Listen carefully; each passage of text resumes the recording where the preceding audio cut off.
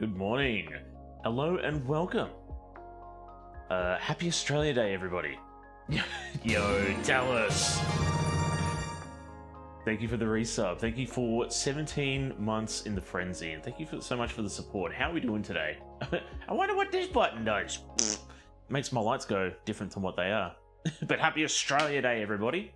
I hope we're all having a wonderful evening, morning, or whatever time zone you're in. Yeah, it's a little bit unorthodox, a little bit out of the ordinary for me to be cooking on a Thursday morning or a Wednesday afternoon for some. But yeah, I got the day off today, so why not spend this day making a good classic Australian treat and another small treat with a Aussie twist on it. So today we're going to be making some good old classic lamingtons. I'm probably not going to do them filled, so usually a lamington's two sponge sheets married together with some jam and then rolled in a chocolate sauce. I'm not going to do the jam today. I've always done jam. I want to try one without the jam today, unless I get bullied into doing it. But other than that, and coconut, of course. Oh, and coconut. Yes, and then rolled in desiccated coconut, which I should have enough. I didn't buy any because I thought I've got coconut. I've also got shredded coconut as well, but we've got about half a pack of desiccated coconut, so that should be enough. I'm not going to be making a bakery's worth of lamingtons this morning, so yeah, I'm just going to probably make whatever this is. Doing well? How are you? Doing actually very well, to be honest. Doing very well. Don't feel. When I say feel good about myself, I'm getting on the exercise bike, and yeah, although it's only been 2 days since I got it, like it feels good to get into that regime of like, hey, let's start doing some exercise and start looking after myself instead of just finish up the week and go, you know what, I'm just gonna buy some alcohol and get drunk. Like, I've got a whole bunch of leave approved with work, so that's going to be some fun times. And why wouldn't you be in a good mood when you're making lamingtons? So, oh, you know what I forgot to do? I need to put this up. There we go. Okay. Yeah. How did the Not Kingdom Hearts? Oh, hang on. How did the Not Kingdom Hearts go as well? It went pretty good actually. So the Kingdom Hearts that I thought I downloaded, which wasn't actually Kingdom Hearts, it was actually Code Vein with some mods.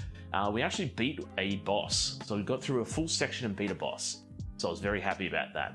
The Project Diva, on the other hand, we spent about 2 hours just grinding to get a passive ability, which gave me life drain from enemies I defeated. So yeah, that was it was just a little bit of a slog and a grind, and then I found out that I had a weapon that was stronger than the Keyblade I had at the moment, so we turned that one into a Keyblade eventually. So yeah, Code Vein is actually going quite well. We're just a little bit over halfway there, but it's getting well. Is it like 5 a.m. for you? It is 9 a.m. It is 9 a.m. Like 4 hours out. But I would be awake at this time. I would be awake at that time as well. And also, how are we doing today, Pops? How are you doing this afternoon? So yeah, we're going to be making lamingtons today. We're also going to be making some yo-yos. I call them yo-yos. They're technically called melting moments. Plus or minus 4 hours. Yeah. Plus or minus 4 hours, yeah. Yeah, they're called melting moments. I call them yo-yos, but we're going to give them a fairy bread twist. So there might be some. I remember somebody. I did mention this on Twitter. Like, oh, I'm interested to see how this bread turns out. We're not actually making fairy bread per se. We're going to be making fairy bread yo-yos. So we're going to make little biscuits that are going to be just absolutely destroyed with hundreds of thousands. I was thinking about flashing up the street and grabbing the necessary ingredients for fairy bread, but I opted not to do that because, well, it's just white bread, margarine, and hundreds of thousands, so it's not really stream worthy unless I'm streaming at the party that I'm going to. But I have an idea how that might work. It's pretty simple. Like, I won't spoil too much now because, well, might as well show you how it happens in the stream. But what we will... Oh! Hello, Tech! Who's bonking me? There's only a handful of people that still bonk me. There's Tech. How are we doing this morning, Tech?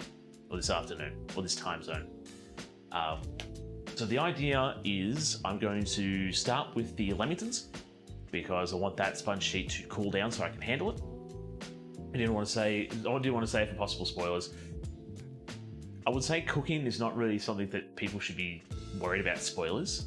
Exhausted. Fairy lamingtons. Ooh. That would be a weird concept. We might, like, if I have enough hundreds and thousands left over from today, yeah, I might actually try that. Exhausted? I'm sorry to hear that. Are you all finished with your endeavors today, or do you still need to run around and do stuff? Because if you're all done for the day, then yeah, just put your feet up and relax, man. But 19 hours down, just to go, and I'm supposed to be on a day off. That's crud. I'm sorry that you have to work on your day off, man. Like, my heart does go out to you. I'm very sorry. But hopefully the last 6 hours go smoothly and easily for you. And yeah, you just get are you going to get an extra day off because you were called in on your day off? Or yeah, 25 hour of that day of that. Yeah, exactly. Yeah. Nah, that's a big no for me. No. But yeah, so I'm going to start with the lamingtons. Start with the lamingtons first because I want the sponge sheet to sort of cool down before we handle it. And then once that's cooling down, we'll get onto the melting moments, and then once they're in the oven, we'll come back to the lamingtons, and then we'll all sort of finish it up nice and easy. That's the plan. It probably won't go that way. We'll see how we go from that. I was called in as a spare. Oh man, that's yeah. It's very easy for me to say, like, if you don't want to work these days, then just don't work those days. Because if I was in that situation with my work and they called me, it's like, oh, we really need you to come in on your day off. I'm saying no. Like, you've already got me for 38 hours of the week. That's my contract. No more. I don't care. I don't care about overtime because overtime gets sucked out of my pay for tax. And one day a week out of 4 months, it's not worth doing extra time. But that's just my position of where I am. It might be different where you are, but ended up on stage managing both shows. Long story. Oh wow. Yeah, that does sound a little bit stressful. Like, I can understand why you're exhausted, so... But yeah, hopefully it all goes well. Hopefully it all calms down and becomes a little bit easy for you. So, but yeah, alright. What are we going to need for today? What are we going to need? I got a fancy little binder now because I've been going around to Mum's place and printing out my my recipe sheets at the moment, instead of writing them out. It's been so much easier. The spare managed the show. That's a powerful spare. That is like we need somebody to look after this show because the actual manager is not in today. We'll get the spare. With good work, I don't even want to sort of promote and or coax on that. Like, I was going to say, if you do a really good job as the spare, they might turn around and say, well, this guy can just manage perfectly. Why don't we just get him to do it? But I'm sure that the person who's... Oh, hang on. We've got issues at the moment. But I'm sure that the person that's... Put my hand on my camera. Yeah, I'm sure the person who's actually managing is got a legitimate reason for not being there. And not just, you know what, I don't want to do this anymore. Somebody else can take care of it. We're not talking about Woolies here. We're talking about something like, we're talking about a stage play. I'm sure that they actually want to be at their job. Oh, shots fired. Okay, so what are we going to need for today for the lamingtons? Let's get cracking on them lamingtons, shall we? So we're going to need 125 grams of cake flour. I've converted all this into grams. Yeah, F this S, I'm out. Exactly. It's just like, nope. You mean I have to work this whole truckload that's just come in? Nah, I'm out. Oh man, really itchy nose today. away. Yeah, so we're going to need 125 grams of cake flour. We're going to need 162 grams of sugar, and we're going to have to divide that into 1/3 and 2/3. So we'll have to do a little bit of math for that one there. Which that one should be easy. It's just divide it by 0.33, and we'll be able to get the 1/3 out of that, and then we'll just keep the rest as it is. We need 2 grams of baking powder, 1 gram of salt, and 1.5 grams of cream of tartar. Now, it says that this is optional. I shall be using it because I do have some cream of tartar. So I might as well use it. And that's the dry ingredients we're going to need. The wet ingredients, we will need 6 eggs. We're going to separate the whites from the yolks. We're going to need 62 grams of vegetable oil, 25 grams of water, 12 grams of honey, and 2 grams of vanilla extract. Vanilla extract is going to be cream of bye-bye. Ta-ta. Shut up, Tails. Oh, man. Now, this might be a story for some other people's chat, but if you're going to put honey on the stove to try heat up the bottle, make sure you do not leave it unattended. Because things can melt, things can burn. the honey might attract bees. It's too bad that she's not in chat. So we got told a story from Danny from her stream that somebody in her household was trying to heat up some honey over the stove, like in some hot water over the stove, and forgot about it and left. The water boiled away, and then the container started to melt, and yeah, it caused the house to smoke up and caused all the fire alarms to go off. So yeah, if you're going to be doing stuff with the stove, make sure you attend to it, alright? Whether it be melting stuff, heating stuff up, cooking, like even if you're cooking some rice, like, hey, keep an eye on it. Don't leave the vicinity of the kitchen. Don't go out and grab a pitcher of milk. Stay in the kitchen. Safety TC tells you to be safe in the kitchen. Oh man, absolutely ludicrous.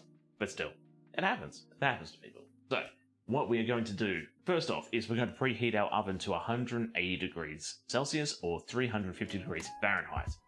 I've got mine to 180 degrees. I might actually drop that to 170 though, because it doesn't actually say anything about fan forced or non-fan forced. So, rule of thumb, fan forced usually drop it by oh, that's probably why. So why does the microphone feel weird? Right, the microphone just got turned around on my apron. But yeah, usual rule of thumb with fan forced ovens is 20 degrees lower. I think that's 20 degrees Celsius. I'm not sure what that converts into Fahrenheit, but it's a little bit less for fan forced. I come back to my couch, but hang on. I come back to my couch, but I can see my kitchen still. Yes, right. So that's why I said in the vicinity of the kitchen. So for me, if I go out into the little hallway here at my place, I'm still in the vicinity of my kitchen. I can see what's going on in the stove, but I can still see what's on the TV. So yeah, while I'm waiting for stuff to cook, I'll just sit on the hand railing and just like, okay, let's see what's on the TV, watch a clip or two on YouTube, and then just walk around the corner. But if I'm going like outside to my tool storage area, I'm nowhere near my kitchen. If I go up the street to my local supermarket, I'm not in the vicinity of my kitchen. If you're using the stove, you're cooking anything, even if it's in the oven. Slow cookers are another story. Because sure, things might burn in there, but it's going to take about 24 hours. It's okay in that sense. But then they're designed to do that. I'm sure you can get ones with timers as well.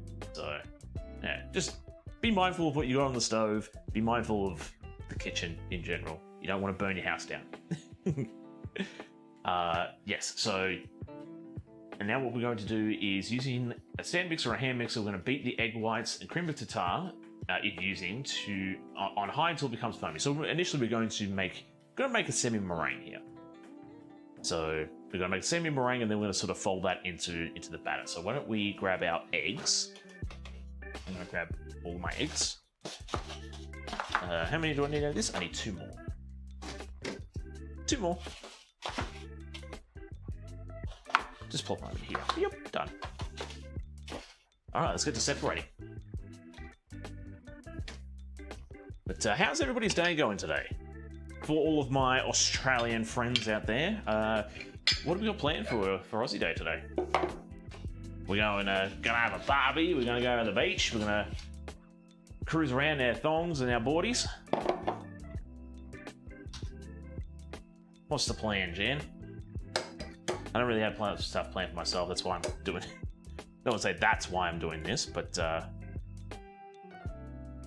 I'm doing this because I've got no plans for today. I made sure I had no plans, so I thought it'd be fun to do an Aussie Day stream. And obviously, same rule of thumb, when you're doing meringues, you've got to make sure there's no protein and no fat. That's what it is. Absolutely no fat in the bowl or the egg whites, because that's what makes them not whip up. But there is a method that you can do. I think you double boil it. So if you do get a little bit of yolk into the white mix, you can double boil it and whip it up to create stiffer peaks. Or get back to the stiff peaks, which is a very interesting thing that I learned, because I always was told that as soon as you got oil or egg yolk in the mix, just start again. Yeah, that's probably like bakery talk, to be honest, or retail bakery, because they've probably got enough ingredients to deal with it. It's like, you know what, stuff, just start a new one. You don't have time to put it onto the stove and double boil it. You don't, or even the facilities too, because we're using a big stand mixer and we can't really sit there with a blowtorch. Absolutely nothing. Nice. Might do some more streaming prep. Oh, nice, awesome. Been sending up pictures, the absolute basics. Yeah. Been sending up pictures, the absolute basics. Nice, nice. Oh, I mean, if you've got nothing better to do today, then what better thing to do than prep?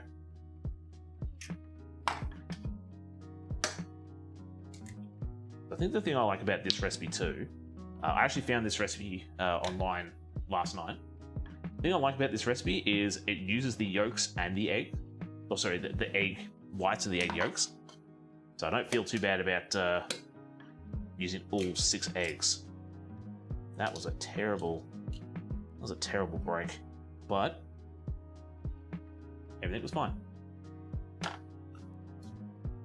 Now I don't mind using a little bit of having a little bit of white into my yolk. It's the other way around that I'm worried about.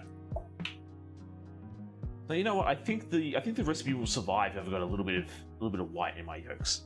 But yeah, I'll see.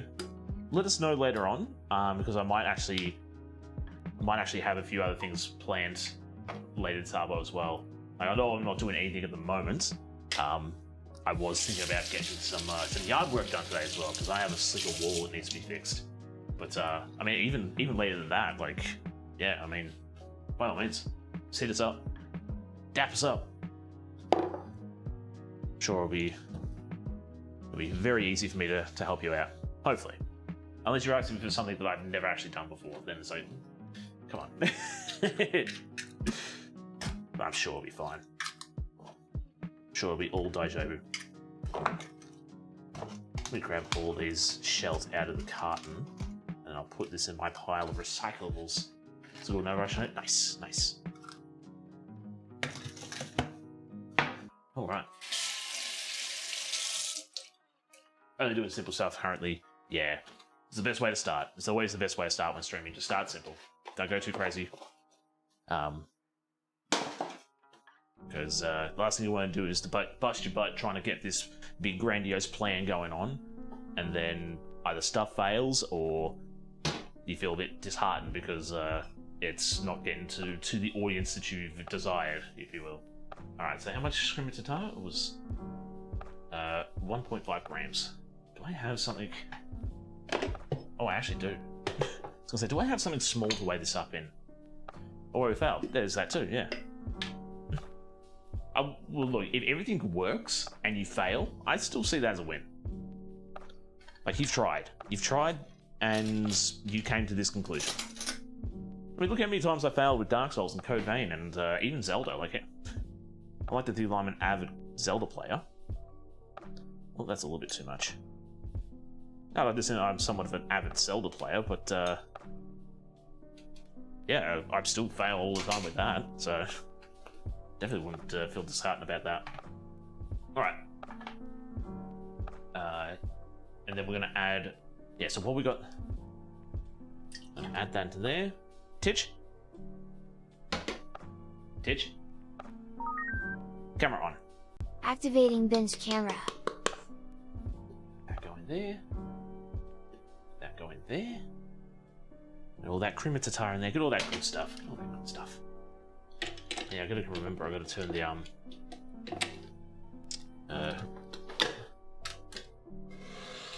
no, it's all right there. So I need to do. Oh, we need my keyboard to. Boop. And then that, so it doesn't keep pushing Z on me. Ocarina of Time, I think I'm fairly avid. Other Zeldas, not so much. Yeah. I mean, I think I had that with a couple of other games as well. I was like, yeah, I think I'm pretty good at this game. I'm gonna sit down. I'm gonna play it. I think, like Wind Waker, I did the Master Mode on Wind Waker, and I died a lot at the beginning. So like, I'm supposed to be good at this game. Twilight Princess, I don't think was too bad, but yeah, it's just like, man, I feel like I was supposed to be good at this. That's all good. Right, so now we need to grab my phone real quick, and we need to do a little bit of math. Early morning math on Australia Day. What does the world come to? So, what do we need to do? We need to divide 162 by 0.33. That's not right. Times 0.33. All right, so we're going to weigh up 33.5 grams of sugar. No, 53, sorry, not 33, 53. Never played later than Majora's Mask, unless Oracle games were after. That's actually a good question. I'm not 100% sure when they were. What do I want to... I'll just pour this in. You want to tear off for me? You want to tear off for me? You want to tear off for me? There we go. I think I need a new set of scales. I've had these for like nearly 15 years. You want to... There we go, thank you. Okay. I need 53.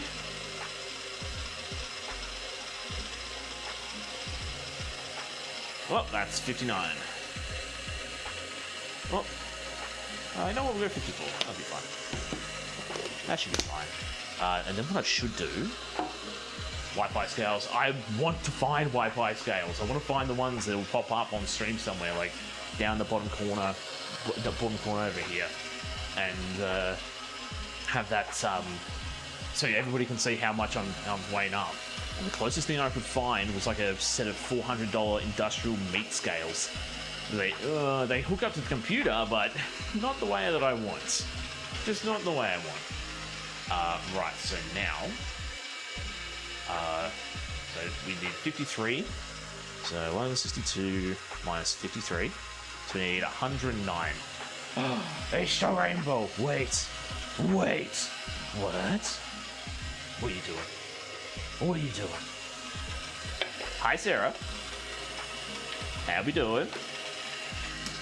So 109 we need. 109 grams of sugar. One more. Whoop. 109. There we go. That probably should have been first. Nah, just come in and spam. Just spam different colors for my Just spam different colors for the lights. Like, I don't mind. Hell, I don't even care if that's the only thing you do. You just come in and just change the color of my lights all the time. Do you want to tear off for me? I think I just gotta be careful. Australia! Oh, you know what I forgot to do? I forgot to, you know what? Any filter change for Australia, I'll refund. Any filter change for Australia, I will refund today. 100%, because that's what it is. I had one last time I did an Australia stream where I had like the flag pop up as well. But yeah, I didn't really want to do that this year. And I couldn't be bothered, so there's that too. And you're cold? Well, I would love to bring you down here so you can experience our warmth. Because although it is very overcast, I'm actually very scared about that. It should be a warm day today. It should be about like 27 degrees. So I'm actually a little bit scared. I'm a little bit scared that some rain's going to pop out. You're like, haha, your stream is going to be ruined on this fine day. It's like, no, I know I know it's going to be that, I know it's Australia Day, and everybody knows that my Australian internet is terrible, but I don't need it to be shown today. Not today, no thank you.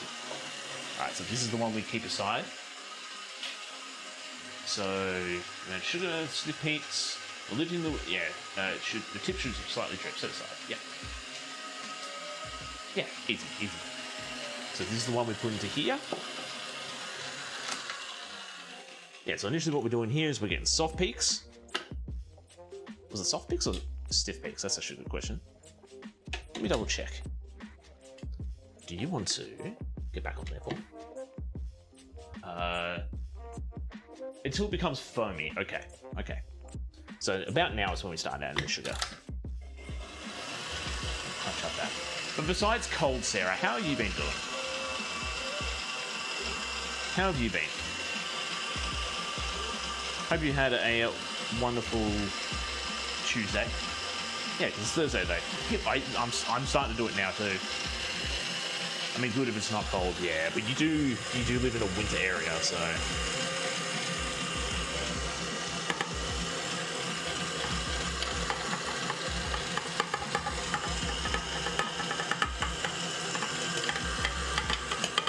There we go. But it's cold, yeah. I mean, you do live in Canada, so. Icicles hang from my roof the length of my leg. Damn, girl. Damn, that's yeah, I'm sorry. I'm sorry you have to go through that. That's crazy. That's really crazy. Okay, so the egg yolk mixture. In a large bowl, add the egg yolks, the remaining sugar, salt, water, honey, and vanilla. Beat on high until fluffy, pale ribbons. I think we might. Careful when entering, yes. Exactly. I've seen enough Final Destination to know that that's a bad combination. That's a bad. Big icicles and cold areas, yeah. Just ice in general, cold and ice. People get maimed and hurt real bad. So be careful. What's the I want to say protocol, but if you have big icicles like that, do you just leave them be, or do you actively knock them down so they don't hurt anybody?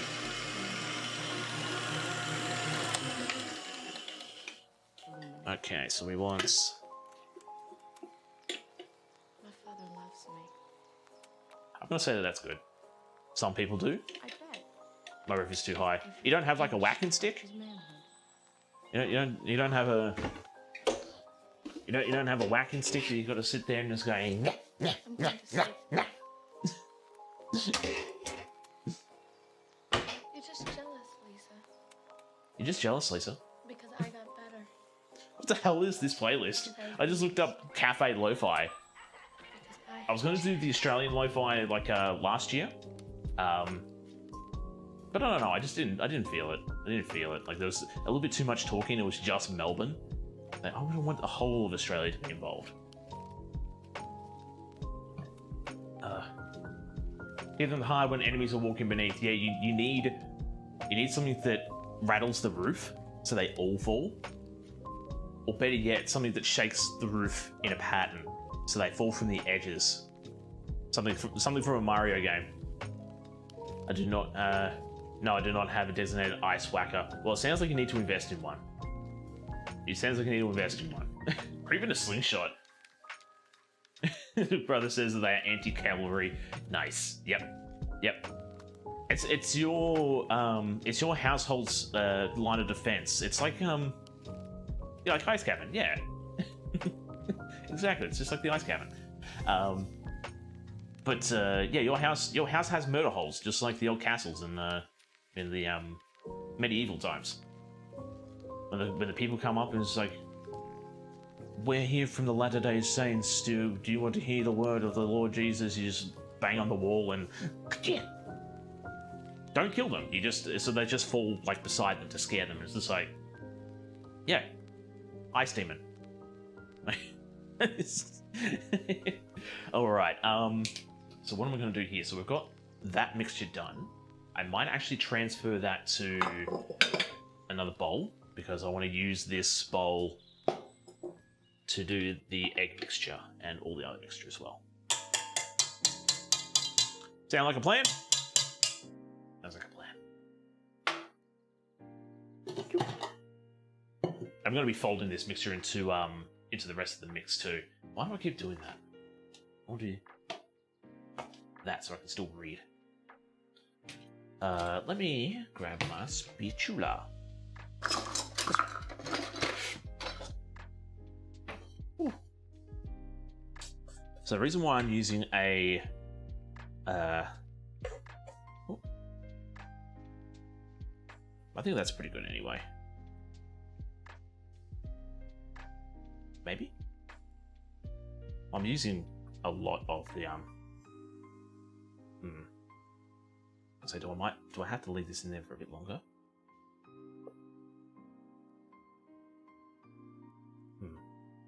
Folding scares me always, worry I'm gonna overmix. Yeah, I'm sort of the same as well. But if push comes to shove, we just have little flat lamingtons, which should be fine.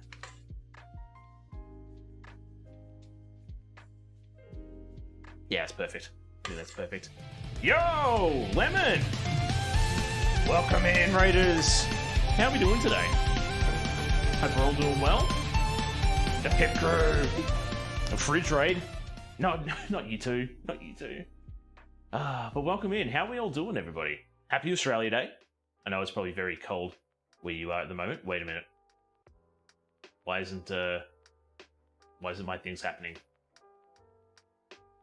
You know what? I don't know why my thing didn't work today. But let me wait. Where's my things? Let me shout you out. I can do it from here. So that works, but apparently the thing didn't work. But this is a Greek term for fig, and I looked up how to pronounce it. Huh? Does anybody know how to pronounce this before I say it? I can't actually see the word, but still. This word is a Greek word for fig.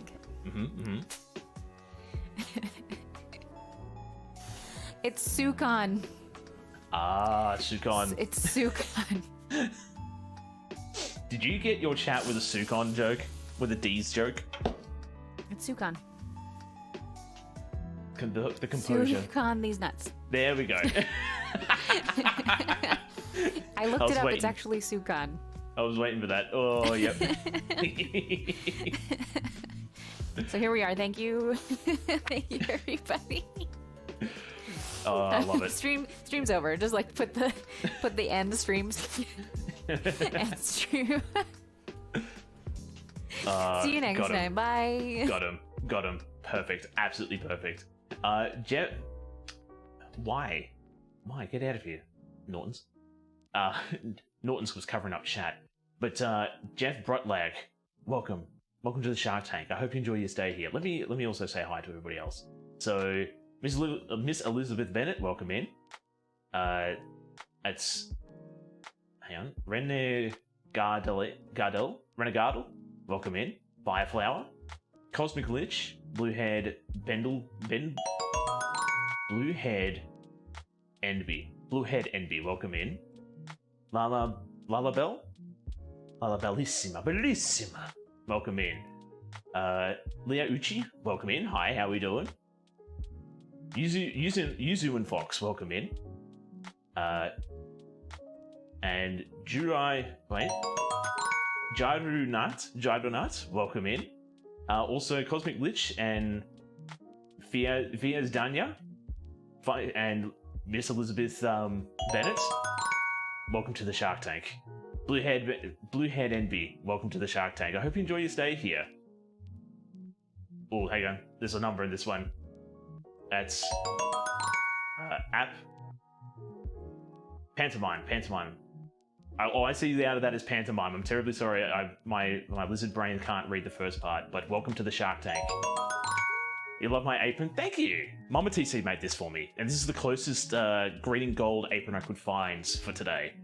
besides just cutting up an Australian flag. But yes, welcome all to the Shark Tank. I hope you enjoy your stay here. Yes, this is a... Trying to read usernames, yeah. Is it not green and orange? Green and gold. No, green and gold.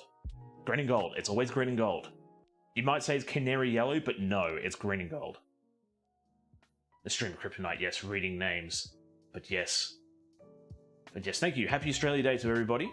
I know a lot of people might be from other parts of the country, but yeah, today's Australia Day, where there's a I like to celebrate today for the land that I live in, the people that I live in, or not live in. That was dumb. That I live with, and just the adoption and adaptation of all the cultures that have come to this country. So there are other negative connotations that come with this day, but you forget about it. You forget about them. You think of the positives. But yes, for anybody new, you live in people. I live in this person. I'm piloting this meat mecca, if you will, but still. All Australians, yes. But to everybody who's new that's come in with Lemon's Raid, or a Recipe Reborn's Raid, allow me to introduce myself. I'm Titanium Chef. I'm a variety food and drink streamer from Australia. Blue Hair Dindy has requested you hydrate. I'll do that real quick. I will do that right now. Blue Hair Dindy, cheers. Yes, but for those who are new, hydrating is important. It very is. It very much so is. But yeah, I'm a variety food and drink streamer from Australia. During the week, we play some video games.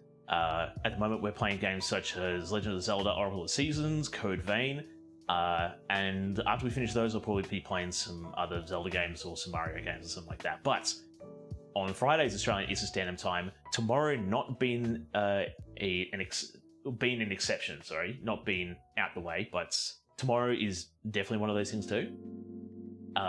We do a cooking stream. And what I cook ranges from stuff that I find in recipe books around my house to stuff from video games, TV shows, anime, and movies. I also do viewer requests as well, so if you save up enough TC tokens, you can request either a recipe for me to make, or a dish for me to make, or a theme for me to work around. And if that's the kind of stuff you're interested in seeing, then I hope you enjoy your stay here. But yes, today is a very special day because obviously it's Australia Day. And yeah, we're going to be making some lamingtons and some fairy bread yo-yos, or melty moments. And then tomorrow's going to be a very special day. I'm going to couple that into Australia Day as well. So although today is Australia Day for me, tomorrow's going to be Australia Day for the rest of the world. So I'm going to do what I think is the most Aussie bloody thing I can think of, and that's doing some baking on my barbecue. So if you're interested in seeing that this time tomorrow, that's what I'll be doing. Yeah, so got to water our streamers so they grow up big and strong. Exactly. Got to make sure they get some sun too, Sarah. Or don't call Sarah out. don't call Sarah out. That's Arctic Kai? Wait. Yeah, Arctic. Welcome to the Shark Tank. I hope you enjoy your stay here. Flowson K, welcome to the Shark Tank. I hope you enjoy your stay here. Baking or bacon? Baking. So I'm going to be cooking I'm not going to be cooking. You cook on the barbecue, but I'm going to be baking on the barbecue. So I'm going to make some cookies and I'm going to make some cupcakes. Now the cupcakes are going to be some cake mixes that I've got laying around the house that I need to use up. But the cookies, I'm going to probably get a cookie base and then like put in some like choc chips or some macadamia nuts or just some really fun stuff that I would really like. But I'm going to do that on my barbecue, and I think that's probably the most Aussie way of baking I can think of. But still. And Steriana, welcome in. How are we doing today? But I hope we're all doing well. Lemon, obviously, if you need to de-stress after your stream, how were your Steam buns? I was lurking for a little bit. I wanted to sit down and wanted to watch your method on folding, or like, folding the Steam buns. Because I think I've done Steam buns once in the past. I just couldn't really get the folding method down. So, yeah. And speaking of great aprons, Mama TC, how are we doing today? I was more meaning TC as a plant, but I'll take both places, both as a stirrer. TC, you can't greet a person by asking how their steam buns are. Sure I can. Sure, so I'm going to get slapped in the face by doing so, but Like, it's not a malicious thing. It's definitely not a malicious thing that I'm asking. But Lemon was making steam buns for Lunar New Year, which I didn't actually realize it was happening now-ish. I thought it was in Feb for some reason. But let's go back from a 12k ride. Nice, good job, good job. I need to get out on the bike. I mean, I got the exercise bike, but I need to actually get on the bike. But yeah, where we're at the moment. So we were. But yes, I think I was saying before. So Lemon, if you need to unwind from your stream, grab a drink, finish the steam buns you made, take Kupo for a walk, any of that kind of stuff, by all means, go do that. Go do that, and everybody else as well. Yeah, happy Australia Day. Happy Australia Day. Yeah, so we just whipped up our egg whites for the sponge cake for the Lamingtons, and now I'm going to give the bowl a quick wipe down. It's going okay. It's good to hear. It's good to hear that's going okay. I'm gonna give the bowl a quick rinse, and then yeah, we're gonna quick rinse of the bowl, and then we're gonna do our egg mix, which is gonna be the egg yolks from the whites. They'll be separated. Then it's gonna be, what else is there? What else? Salt, sugar, water, honey, and the vanilla. And we're going to beat that until it makes ribbons. So, yeah. Whoa.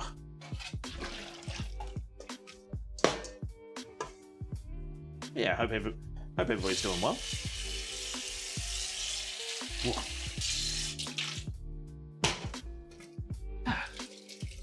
Oh yeah, and you can change the colour of my lights as well.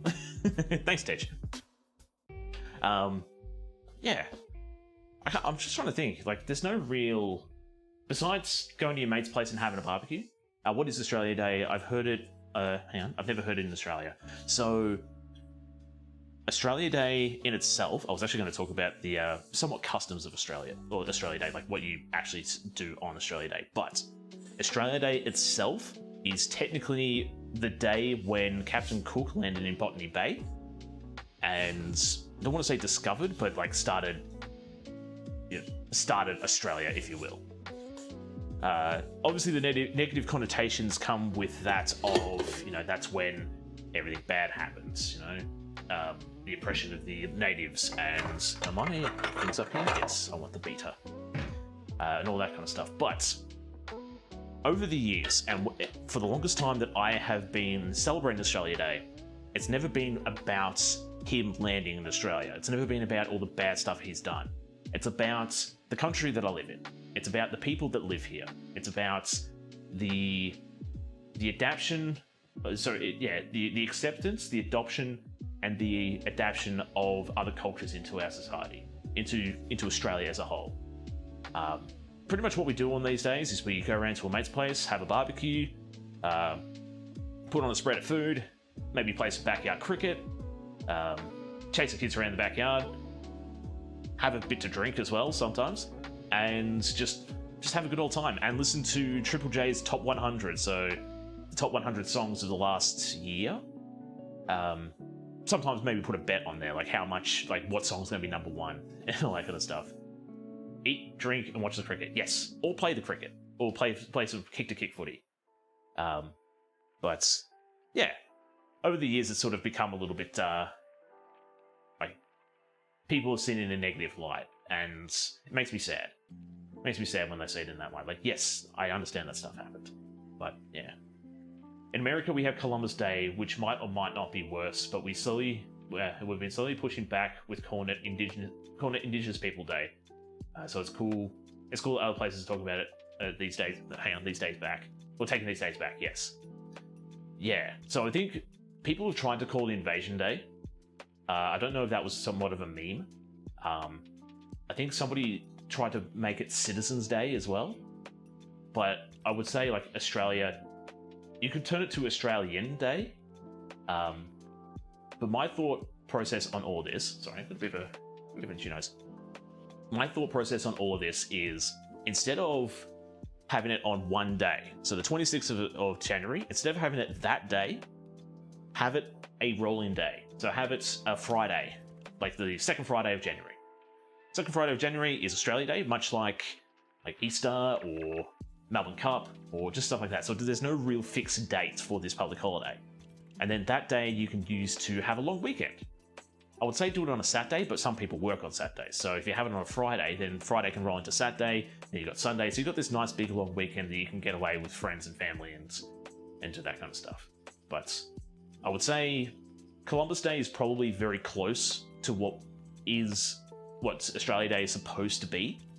But like I said, it's had that roller coaster of this is what it was about, but we don't really pay attention to that. We do just have a good time with family and friends, and then it was brought back up like, oh, he actually did some really bad things, and you really should be celebrating Australia Day. It's like, well, I'm not celebrating what he did. All right, I'm having the day off. I'm watching the cricket. All right, but yeah, watching the cricket, drinking some beer, put some lamb on the barbie. Because I think the other thing too is also Soda Kick Party, welcome in. I hope we're doing well. So what we need, we need the yolk, the remainder of the sugar. Emicom, Emico Maxwell. I was going to say Emicom Axwell. No, we got to separate that. So Emico Maxwell, welcome in. Welcome to the Shark Tank. I hope you enjoy your stay here. Doing fine? That's great to hear. But yeah. Because I know, 4th of July is like the independence for the States, where you celebrate when you actually became a nation. And look, that day might come for us as well. There might be a day where we turn around and say, you know what, we don't want to be a part of the monarch anymore. We want to become a republic. We want a president and stuff.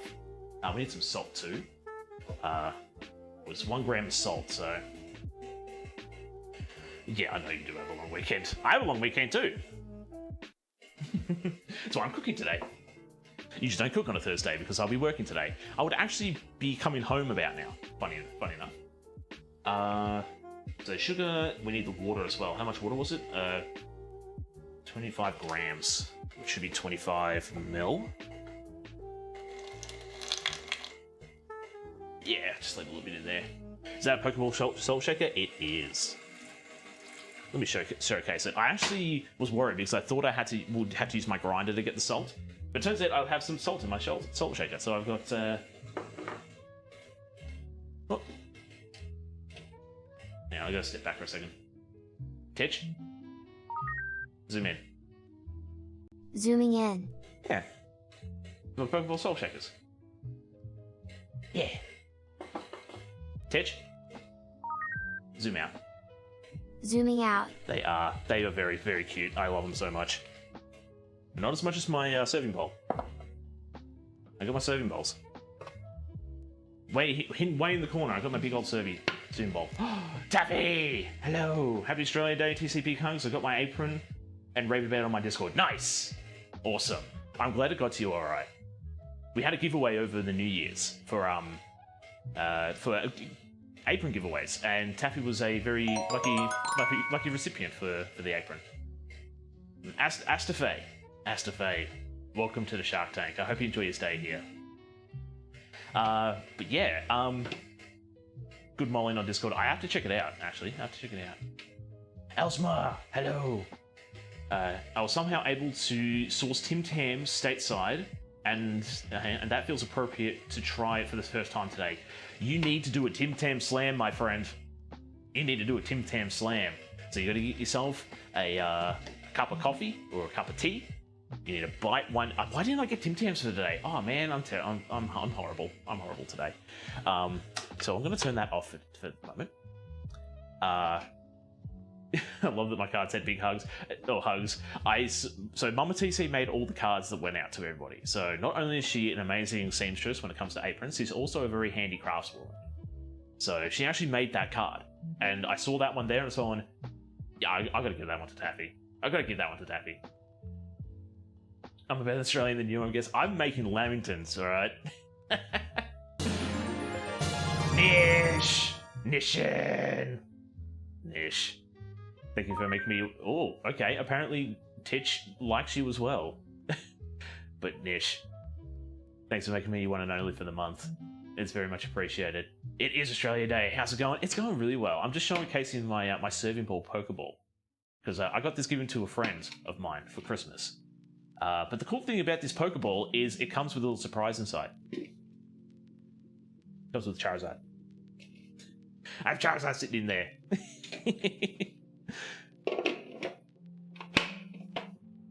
Because I have Charizard sitting in there because... oh, I lost it. Baby Charizard, yes.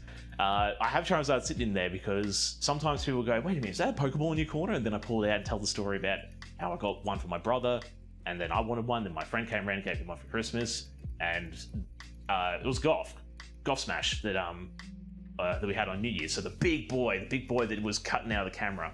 Yeah, I picked him up that day, giving a big bear hug. So just make sure my mic didn't turn around. But how we doing, Nish? How we doing? It is a mega Pokeball. Just don't throw it and release him. No. So what else do I need? I need the honey as well. Ooh. Oh no. So this is what my Australia days would be like sometimes. Just the oh man. Oh, we're gonna cook a lamingtons today. Oh, it's gonna be good. I take a tea and coffee, and so you bite a corner off each end. So you got the there we go. So you got your Tim Tam. When we there we go. So you got your Tim Tam. You bite corner off here, and then you drink the tea or coffee, but through it like a straw. So I need 12 grams of honey. Where's my scales? Scales are over here. So what I need? So the salt, the water, the sugar, the honey, and the vanilla. Let's get the vanilla in there. So yeah, bite the opposite corner, suck your coffee. Yeah, there we go. Mama T's key. Got it. Mama T's key. I like Charizard. Yeah, he's pretty cool. Very overrated, but he's still pretty cool. He's an OG. He's definitely an OG. Definitely not. I have other favorites of Pokemon, but he's still okay. Still okay. I can't complain. Finishing up my work day and trying to get those last few documents together, and then work out a D&D. Hang on. Trying to do a workout and D&D are in my future. Nice. I always get a little bit saddened. Not that you do D&D. This is like, ew, I expected better, Nish. No. That's I'm never available to do a D&D sesh with you. Like, I always think to myself, man, I'd love to do a D&D sesh with Nish. from the campaigns that you said, time zones are a bummer. They are 12 grams. Yes. This is gonna be fun.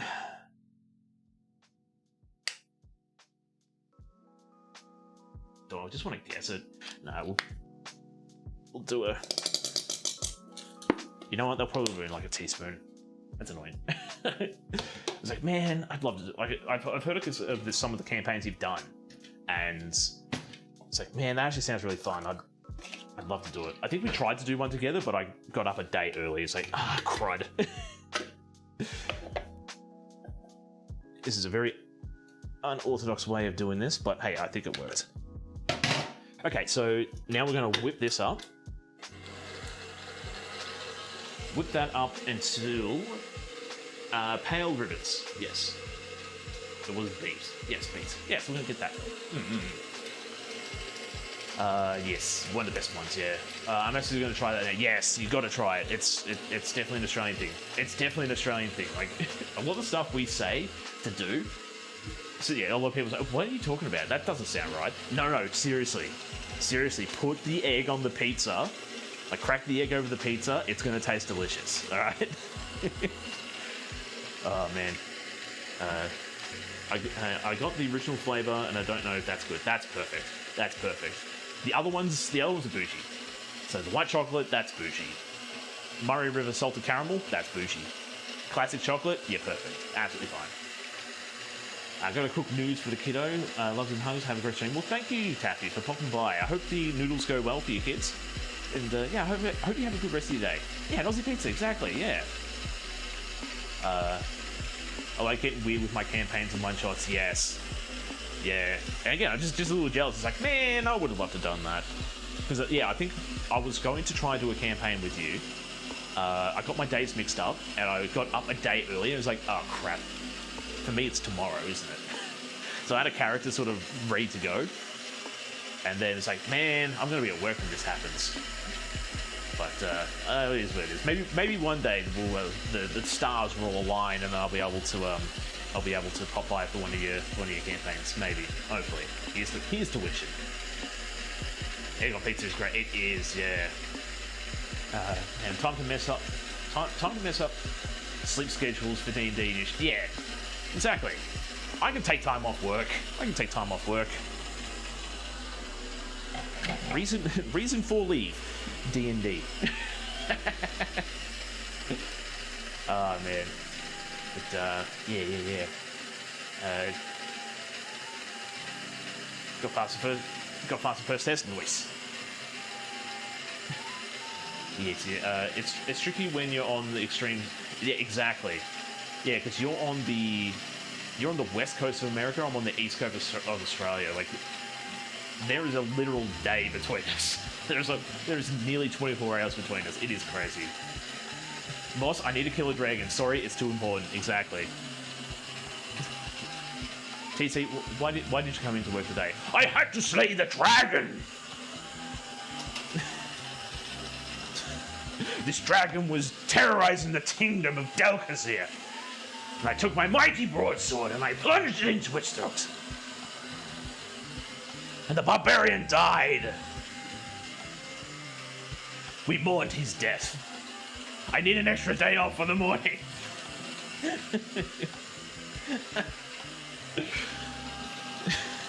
Knowing him, he's just like, okay. I don't want to question it, but okay. All right. Poor dragon. I had befriended him. Yeah, Tails would be the villain. So we're not quite there yet. We need to keep going. So that needs to yeah.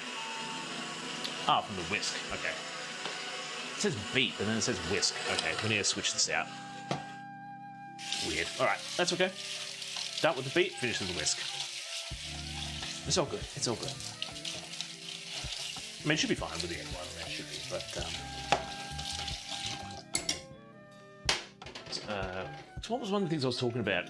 Because we had one person stream that they were doing prepping up a D&D campaign, which looking out in the future, I might be doing something next week with them. When I say might, there's a little bit of something might come up and might cause problems, but if all goes well, yeah, we should have a collab happening next week, so that's gonna be fun. It's eggs, not beats. Exactly. No, it says to whip. Well, it says to whisk. When we're lifting the whisk. So yeah, here's what it says. In a large bowl, add the egg. Yeah, beat on high until fluffy pale. But then it says when the whisk. And it's like, I've always thought that whisks whisk stuff and paddles beat stuff. Beat is beat, whisk whisk. Anyway. I just realised the time here. What time is it for you? It is 10 a.m. It is currently 10 a.m. for me. So yeah, once that, yeah, the ribbon, so we're going to make it ribbons. So like when we pick it up, it should be able to sort of fold the ribbons. Ribbons should remain for 3 to 4 seconds. And we add half of it in here. 10 a.m. Thursday. No, it's not. It's 10 a.m. It is 10 a.m. Thursday. I was going to say Wednesday. Oh man, I'm an idiot. I thought it was Wednesday. Man, if it was Wednesday, ooh, I have some explaining to do with work. Alright, so we're going to sift the... into the mixture. Okay. So, let me grab... Oh, wait, I need... So here's the problem with having double-sided sheets. You had me worried there. Alright, we need to clean this bowl up. The thing... it's 5 p.m. Wednesday for me. Time zones be they've been real funky. You know what is really funky? Tara also says hello and good night. Ah, nice. Well, tell Tara I said hello and good night as well. But what spins my head out big time is the concept of traveling from like America and Europe back to Australia, back home. because I'm somewhat planning a trip for the middle of this year. And the flight back, we leave the airport at 10 p.m. We fly for 17 hours, and we arrive in Melbourne at 5 in the morning. Which doesn't seem right. Like, we fly to one place, I think it's in Singapore or it's in Indonesia. We leave that place at 10 in the morning.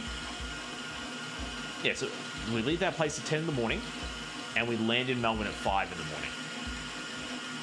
That's the thing that doesn't make sense to me. It's like, time travel! But you lose an entire day on that flight. You lose a day, but you don't actually lose it, if that makes sense. So you lose it, but you lose the concept of the day, but the day hasn't really gone. At times, my math always melts my brain. It's why I don't really want to think about it when we go book the trip and do it. It's just, okay, we get on the plane, we land. When we get there, we have to wait this much time. We have to wait an hour or so and then go. Lose a day and gain 5 hours. Yeah. Okay, so... honestly, I think that's it. I think that's it. I'll give it a little bit long, but that's going to be some jet lag. You may need to take... hang on. You may make it through it... hang on. You may make it through it well. I'm going to take a week off afterwards. So I told my boss I'm going to take some time off, and I'm going to go over there for about 3 weeks, over to like UK, Scotland, and Ireland. But I'm taking a week off afterwards, so it's going to be like five weeks in total. So, nope, I'm not dealing with jet lag. I'm not going a day home and then having to sort of come to work in 2 days like, oh, what day is it? Okay, so we're gonna... when I went, I left Saturday morning and landed Sunday night. I know, it's weird, it's silly, it's crazy. Oh, okay. Not a problem, not a problem. Have fun with whatever endeavors you are doing. What is it? It is 125. Perfect. This amount of vacation time, your rest week. Hang on. Yeah, hang on. This amount of vacation time, your rest week is our whole vacation. Oh yeah. I was just like, wait a minute, what? Oh yeah, that's right. We're treated like kings over here. Sorry for the casual flex. Yeah, that's... not sure if you can really see what's going on here, but that's exactly what we want going. But not only that, I've actually been saving up this annual leave for a very long time as well, so I got that going for me too. So what? All right. So I'm gonna sift the flour.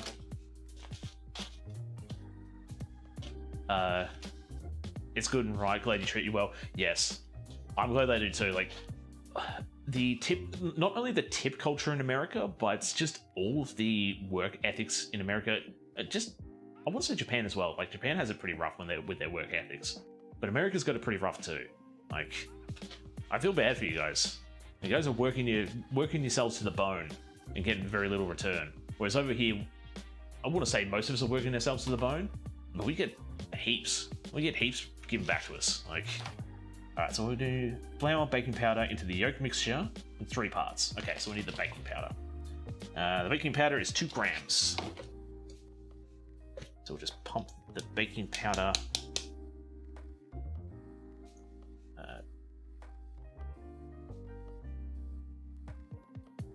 There we go, perfect. So I'm not sure what you guys like. Had a teacher move here from Oz purely because his love of our messed up economy. Why he didn't study it from afar is mind-boggling. That is very mind-boggling. That is, because I want to, like, as much as we have, I don't want to discourage teachers because I want to say I come from a family of teachers. If I start slandering teachers like they get too much time off and this, that, and whatever, I would probably get murdered. I'd probably get murdered the next time I go around my auntie's place. It's like, I heard that crap you're talking about me. Okay, we do hard work, but But yeah, they still pay our teachers pretty damn well over here. Not saying that they shouldn't complain about getting more pay, but they still get paid pretty well. But over like places over in the States, like yeah. I'm surprised you guys make a lot of saints out of people for teachers, so you got that. Teachers have to buy our own supplies. And our teachers have to buy our own supplies. I think that's so. I want to say that's sort of the same here for public schools. Private schools, I think they get a budget. So I'm not sure if it's the same over there as well. So if you've got public schools and private schools, the private schools will have fundings for certain supplies, but the public schools won't. Those teachers are saints. They're absolute legends.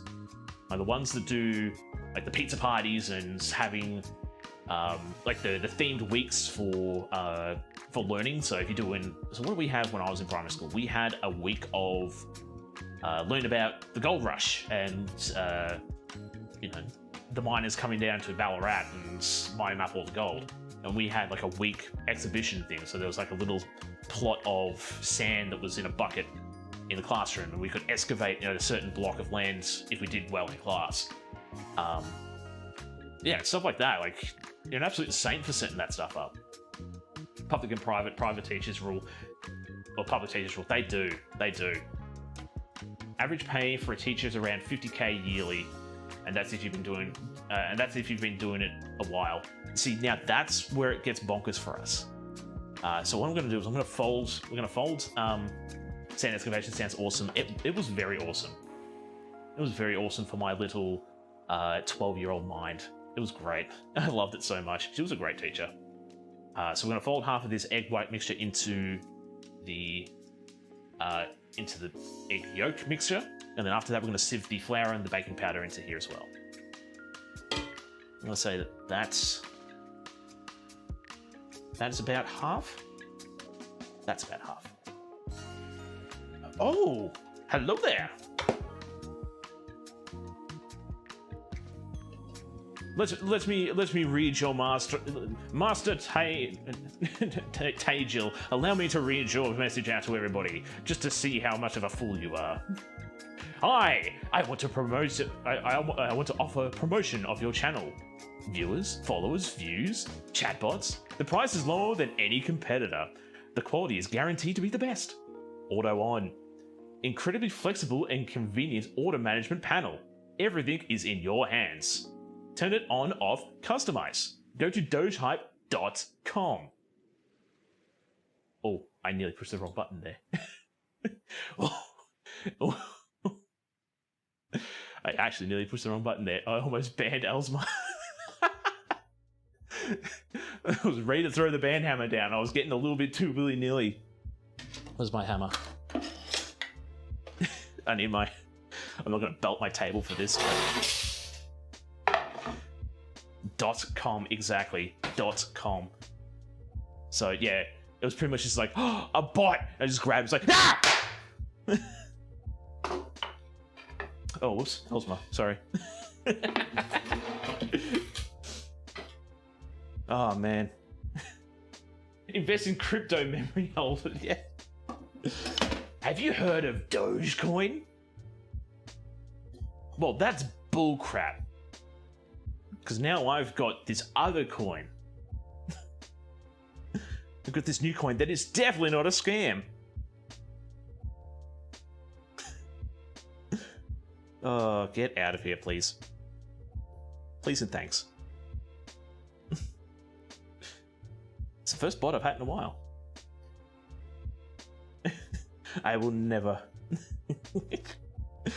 Oh, man. It was close, though. It was like, wait a minute. That's not the person I want to ban. I have a one push button for banning. I say we pull our money and invest in all of Dogecoin. So if we invest in Dogecoin, can we buy Twitter with it? Like, can we strong harm? Yeah, harm him. Can we strong arm Mr. Musk out of Twitter with it? It's like, yo, I bought all of your coin, man. Can I just have Twitter? No, my luck, I'll probably burn it faster than what he does. Boy! Hello, boy! Hello. Welcome! Here he comes! There he is! Here comes the boy! How are we doing today, Ember? I hope we're doing well. So I'm sure most people know what the method of folding is, although my camera's not really picking it up that well. I swear I'm not dead. Well, by you popping it in chat and not saying that you're going to sell me some crypto coin, I'm glad that you're not dead. But I'm sure people know what the method of folding is, but folding is taking your spoon or your spatula and scooping from the bottom of the mix, dragging it to the top, and slowly incorporating the aerated mix, which usually is like whipped cream or meringue, into a thicker batter. And the idea is you want to keep as much air into the mixture as you can to make it nice and fluffy. But how are we doing today, Ember? And Titch didn't catch it. So the problem with that is I haven't set him up to attack people who say Dogecoin. I had it for a while that it used to be like an actual link. So I would just take that link. I think it was Big Follows. Big Follows was the last one. So if anything that said Big Follows, instant ban. And I would say don't test him because he will ban you. Dogecoin, a lot of people like to meme about Dogecoin. I don't want to have that in there and have them go, oh, Dogecoin, and then they're straight banned. It's like, oh, whoops. I swear he's not that bloodthirsty. I've been sick. Hang on, I've been sick, so I've been MIA. Oh man, I hope you feel better. It's not the ick, is it? So we're gonna sift the flour and the baking powder into the yolk mixture in 3 parts. So where's my sieve? Gently fold in each time. Then we're gonna add the vegetable oil. To help incorporate the oil better, mix a bit more into the batter. Yep. Is there? Wait, there should be some more sugar, shouldn't there? Hold up. Oh no, yeah, sorry, the rest of the sugar went in there. Yep, it's all good. It's like, wait a minute, I thought I should have some more sugar. No, that went into the egg mixture. We could just buy Elon himself. Yes, I have bought all of your Dogecoin, Mr. Musk. You belong to me now.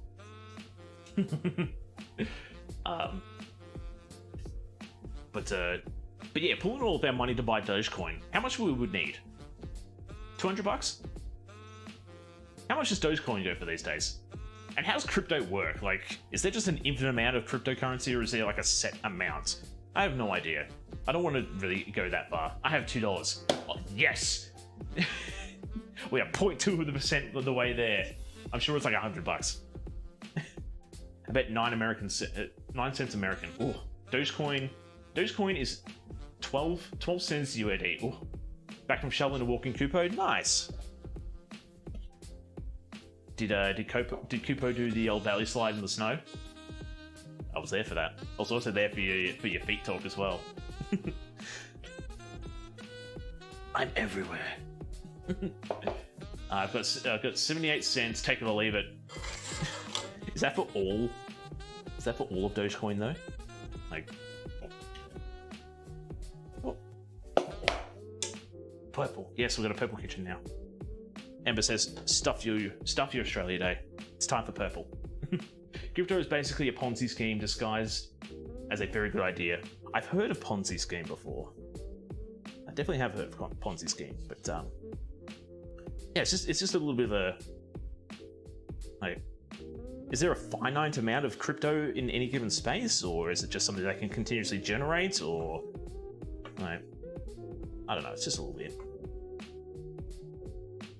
It's a little weird for this old brain of mine to comprehend.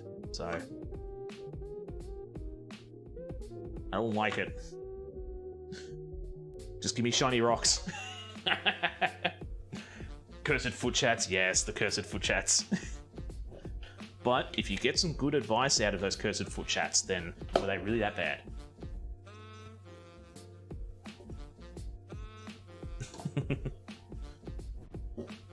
It's like any cursed chat. Like, sure, you might be weirded out, you might be a little bit grossed out by the content of the chat, but you might have learnt something.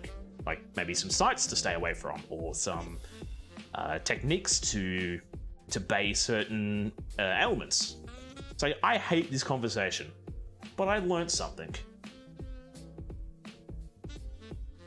I want to talk about I want to talk about a conversation I had with somebody about a certain private act, but I don't want to. Because I have an image to uphold. I mean, I don't really have an image to uphold. So I haven't really been mixing this in very well. All the dries have just been falling to the bottom. It hasn't really been incorporating very well. The top might look very well, but the bottom is still very dry. But, listen, I still have my friend a fancy Australian poster I worked hard on. Nice. Nah, it's all right. It's all good. I know you like my purple kitchen. Crypto just seems to be the idea of money, but there's no way to measure it. Yeah, I want to say it sort of feels like that's sort of the same with like just putting your money in the bank. Like, although you've actually put money in there, you've got the idea of money in there. That's Ren's Riviere. Ren's Riviere, have I butchered your username? I'm terribly sorry. But welcome to the Shark Tank. I hope you enjoy your stay here. Danny! Thank you. Happy Australia Day to you too. I'm ready to just grab a whisk out. You know what? I'm going to. I'm going to grab a whisk out and I'm going to try fold it with my whisk. Slightly, but it's okay. Nice. Oh, did we hit the 500? Nice. Well, thank you. So with that now, with hitting that mark, I am now going to book in a... Thank you. I'm going to book in a stream that I am going to make this logo as a cake.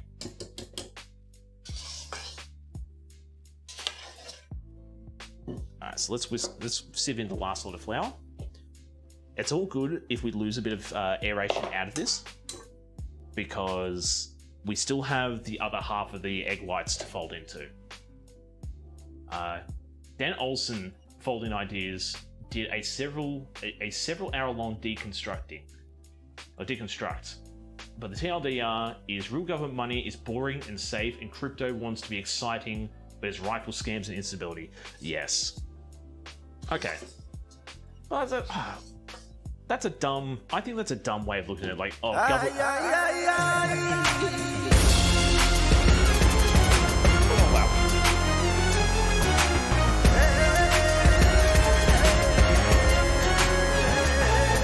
Did you see the link?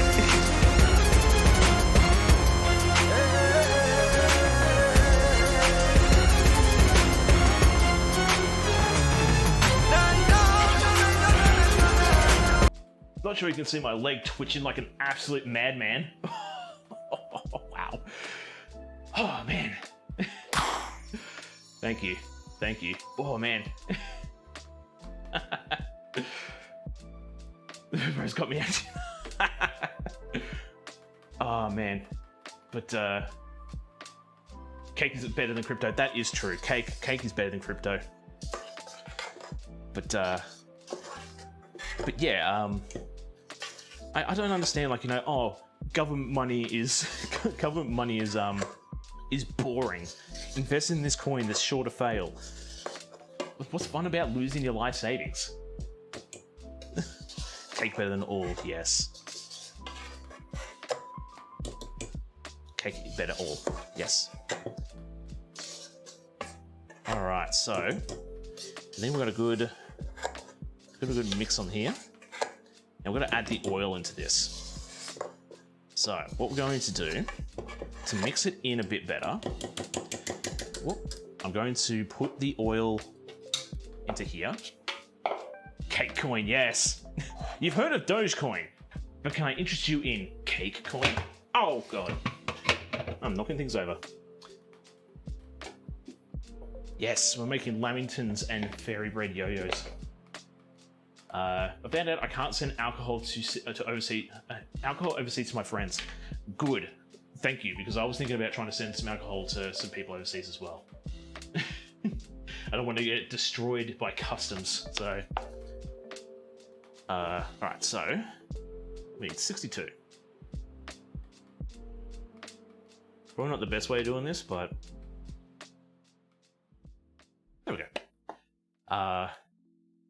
Kudos on the lurk, thanks. Not sure you can see, I propped my knee on my cupboard door so it didn't buckle my other knee. But it was like twitching real bad. Oh, I need to practice that pose a bit more. You gotta hold it for a fair bit as well. Oh man. I'm gonna pull a hammy if I'm not careful. It's a Ponzi scheme because if I can convince you and everyone in chat to invest, then I get all of this money and you get a false promise. Yeah, invest. You're gonna make heaps of money. Trust me. Would I ever steer you guys wrong? Okay. This cake is taking a lot longer to I'm doing quite well. Trying to get Lamington, well, trying to get the base for the Lamingtons done anyway. And not saying that everybody's distracting me, but I hate normally Australia Day. I'd like to know some more about it. So pretty much the best and easiest way to celebrate Australia Day is just have a barbecue at your place. So you invite your friends, your family, or you can either your friends or your family. You can mix both if you want. You grab a whole bunch of meat for the sacrifice, which is the barbecue. You cook up a bunch of meat. You watch some cricket. You can play some backyard cricket with the family, with your friends, maybe the kids as well. You can watch the cricket. Drink a bunch of beer. Listen to some music, and you just celebrate. Yeah, cricket. Ooh. So now, mix in. Hang on. A few spoons of the batter. Right. So now we're gonna fold in the thing here. Yeah, so fold in the oil now. But we were sort of discussing before that there's a bit of negative connotation behind Australia Day because the day itself is it's actually the day that Captain Cook sailed to Botany Bay and started the whole colonization of Australia. So there's a bit of a negative connotation with that. But the way I like to celebrate it, again, I'm celebrating the land that I live in, the people I live with, the adoption, the adaptation, and the I want to say improvement, as if that's actually what we do. But like the adoption and the adaptation of other people's cultures into our society, because Australia isn't really. I want to say that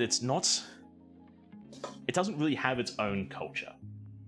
Our culture has been borrowed from a lot of other places. So there's a lot of places that take big inspiration from Italy, from Greece, from the Middle East, and there's a lot of places that take inspiration from China and Korea and Japan. There's places that take inspiration from India. And we sort of just take all that in and go, this is pretty good. But what if we added this to it? Or what if we did this as well? And sometimes we create some really good things. So that's why I celebrate Australia Day as much as I do. And you gotta eat lamb. You gotta eat lamb. Lamb's a big thing on Australia Day, so. But it may sound dumb, but what is cricket? Cricket it's like baseball, but instead of pitching the ball straight, you bowl it and bounce it. There's not 5 bases, there's 2 points at either side. And the idea is the bowler wants to bowl the ball into some stumps. So 3 stumps with some pegs on top. And the batsman wants to hit the ball as far as he can and run between the 2 stumps as many times as he can. If the ball rolls over a certain line around the boundary, you get 4 runs. If it goes over and doesn't touch the ground, you get 6. It's the only game in the world where it's illegal to bowl the ball at the player. So if you bowl the ball directly at the person and hit them in the side and break a rib, that's legal. It's a messed up sport. All I think is the little bug guys. Yes, we have a lot of bugs as well. We have a lot of spiders. I see. It's the colonial day. It pretty much is. It pretty much is. But yeah, you gotta. I like to look past that. But you can't hide from it. It's good to talk about it, but yeah, I don't know. So that means if I want to give alcohol to my friends, it means I have to pack a suitcase full of alcohol drinks and fly there. Oh, I mean, I don't see any problem with that. Now we're going to... Yeah, we're going to add the remaining of the egg white, and we're going to actually get this cake in the oven. Can you believe it? We're actually going to make lamingtons. What? You can fly a small amount without paying duties. Yes. That is true. Alright. I'm going to use the spatula for this. I haven't even lined my tin yet, still. But what if it was like down under? Wow. Okay. You know what would be a really big flex? If I could actually play a PVC pipe like a didgeridoo. I do have a lot of PVC pipe around my house, so make a makeshift didgeridoo and have it as a redeem for my cooking stream. Play the didgeridoo! But, yeah, we stole cricket. Yeah, cricket was an English thing. And then they said, oh, let's go on, chaps, let's go show the convicts how it's done. And then we thrashed them. It's like, what happened? We invented this game and these convicts are beating us. It's like, yeah, well, get better. Blue Hair Dindy has requested you hydrate. Oh, yes, I shall get onto that after I get this folded.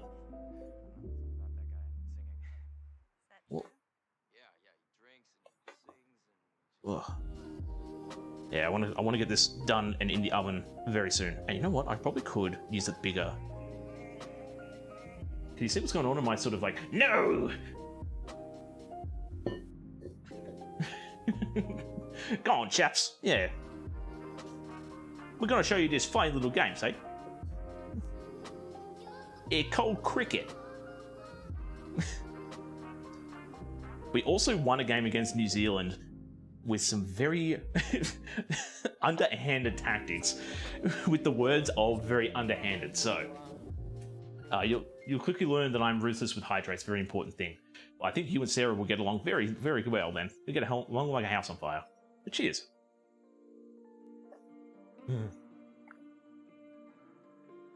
So Ren, I live for this. I studied baking and pastry in college. Gotta love all the baking, yes. So I'm actually, so a little bit about me as well. I'm actually a qualified pastry cook. So, yeah, cool. What's that? Charlie Howlett. Charlie? Why did I say Charlie? Charlie Howlett. Welcome to the Shark Tank. Charlie Howlett, welcome to the Shark Tank. I hope you enjoy your stay here. Yes, I'm a qualified pastry cook. I work as a baker, though. So I've done this as a course in Charlie. And proxy, mate. So I'm going to pronounce it from now on. Proxy, mate. Welcome to the Shark Tank. I hope you enjoy your stay here. Proxy, mate. Sounds like something you'd hear on the job site. Grind your loins, yeah. Proxy, mate. Ah, mate. It was just the proxy, mate. Yay! Hello, welcome in. What? I will refund that one. I was going to make it a free one for today, but I sort of forgot, and so this is how I live. So what has actually happened here is the filter hasn't been turned on. The filters have been turned off. So, filter removed, exactly. Right. So I'm just going to wrap this into the tray.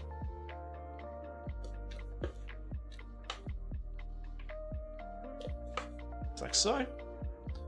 Grab a spatula and smooth that out.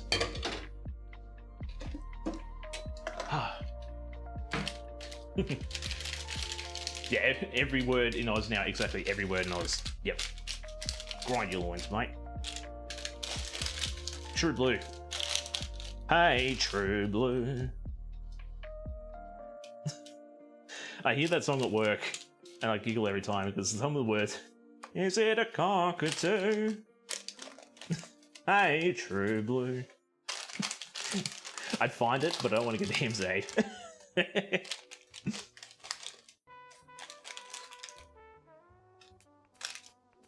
There's other silly lyrics in there as well. Alright, so let's get that in the oven. I'll put it up the top. Titch, are you already active? You are. How long do I need to bake it for? Start a 20-minute timer. There we go. Okay, starting 20-minute timer. Yes. Whop. Whop. Do your mixing bowls turn into other direction? Hang on. Do your mixing bowls turn in other directions in Australia? Sort of. No, they don't. We've got. So what actually is happening here is we have very strong magnets, right? And every house in Australia actually has big metal plating underneath. Works good for insulation, but it works good for our magnets as well.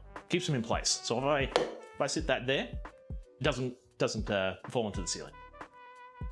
When we leave outside, we put in our gravity boots. Something I just thought about now when I was thinking about it during the week was when people said, "Oh, what's Australia Day all about?" I was going to turn around and say, Australia Day is the day that all of us actors get paid for all our hard work acting as Australians, but actually being Brazilians. This is the day we get paid, and we actually get to not act like Australians. I totally forgot about that until now. I was like, crud! That would have worked so well. Gravity's a crazy thing. It is. It is very crazy. So according to Qantas and Virgin Airlines, I can pack up to 5 litres of alcohol beverages, 25 to 70%. It's too bad that you can't freeze alcohol, because you could run on the thing of, it's not actually 5 litres, it's 5 kilos.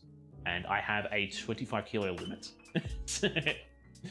Now I want to bake so bad, but I don't have the ingredients, and my kitchen is too small. I can't wait to move in a couple of weeks. Huge kitchen for whatever I desire. Yes, I mean, look, I think my kitchen is okay, but I can always do bigger.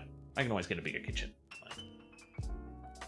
I want the bigger kitchen. I love the bigger kitchen, but still. So I can take 700ml bottles of alcohol. So what's the deal behind them not allowing you to send the alcohol? Because I thought there was I thought you just had to pay the duty for it being sent. Or is it because you don't have a liquor license to send? Oh, okay. Not a problem, Thomas. Kitchen's the most important room in the house. So the more size, the better. Yes. Yeah, it's my it's my lurk. Which is funny because when I have certain guests on stream, I have them sit down here, and I forget that Homer does that. So whoever's on guest stream absorbs Homer. It was absolutely hilarious. What was that about license to send? Sorry, I had internet issues. So one of the time, I thought it was going to send some alcohol to some friends overseas as well. And one of the things I read was you can't send alcohol overseas unless you have a liquor license to send overseas. Because obviously the reason why you can't send alcohol overseas is the plain and simple reason of you could be sending it to a miner.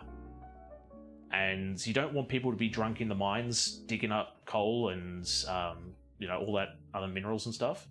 Because they could hurt themselves and they could cause a cave-in with their negligence. So you don't want to send alcohol to miners.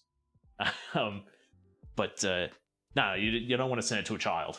It's like, I sent it to little Timmy. Timmy's 14 years old, but mate, in Australia, we'll be drinking since we're 12. It's all fine over here. No. I thought it was because of taxes. That's what I thought you said as well. I thought you said that you had to pay the duty. So once you send it and you declare that it is alcohol, you just have to pay the duty on that alcohol for it to be sent. But it's a weird thing, and I just don't want to send a decent bottle of Bundaberg rum to somebody, and the TSA turn around and go, "We're going to have to destroy this," if you know what I mean. Boy, get the cards! We got a poker night happening. This fool sent 7 bottles of alcohol. We're going to be drinking good tonight, boys. Oh, man. Alrighty, so, that's baking in there. What do I want to do now? I think we should get the...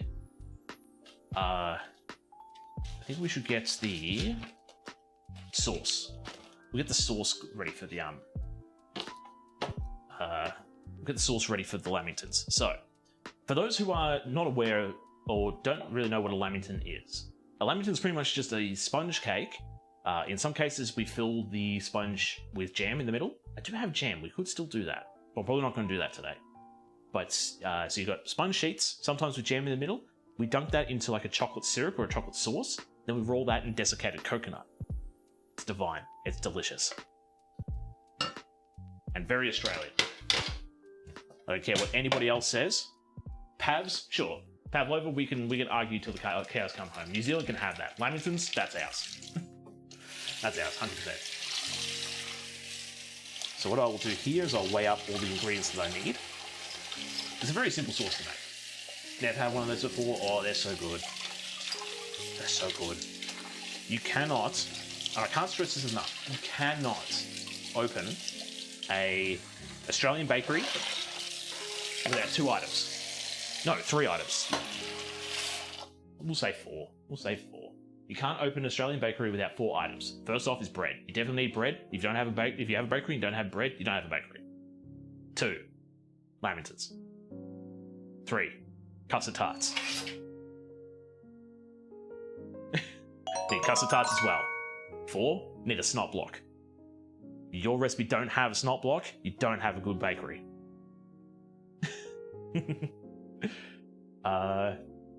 Marco Lax, welcome to the Shark Tank. I hope you enjoy your stay here. How are you doing today? I thought I had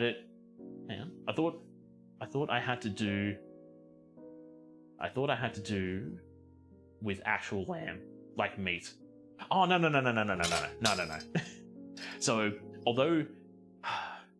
So I pronounce it lamingtons. Sounds like lamingtons. Vorheimer Bush by Bongi Doos. Yeah, that's right, yeah.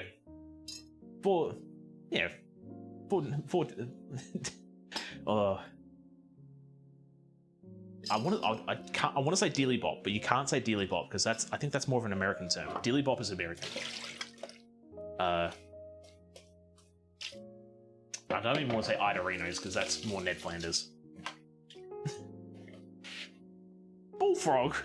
That's a funny name. I would have called him Chuzbuzzers.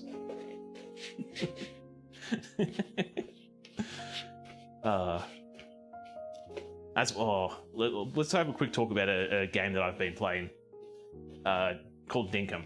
If you love Animal Crossing and you also don't mind the aesthetics of Australia, play Dinkum. Dinkum's an absolute darling game, but their currency in the game is called Dink. And I think they dropped the ball because they could have called it Dollary Doos. They should have called it Dollary Doos. I'd like to see a cake. Hang on, I'd like to see a cake of one giant boot someday. I could do that. I could make a big boot cake. Definitely a missed opportunity. 100% missed opportunity. So we're going to need 370 grams of icing sugar. We're going to need 60 grams of cocoa powder, 90 grams of butter, and 185 ml of water. Why am I going to pour this straight into here?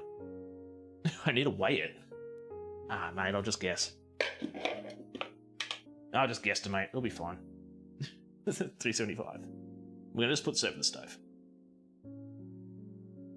375. Well, that's 2, 3, 4, 7, 5. There we go. But yeah, you need bread, you need custard tarts, you need lamingtons, and you need a good snot block. Yeah, you need a good snot block. If you don't make a good snot block, then what are you doing? Oi! Why are you bullying? Why are you bullying me? Why are you bullying me? Ugh. And for those who are not sure what I'm talking about with a snot block, vanilla slice.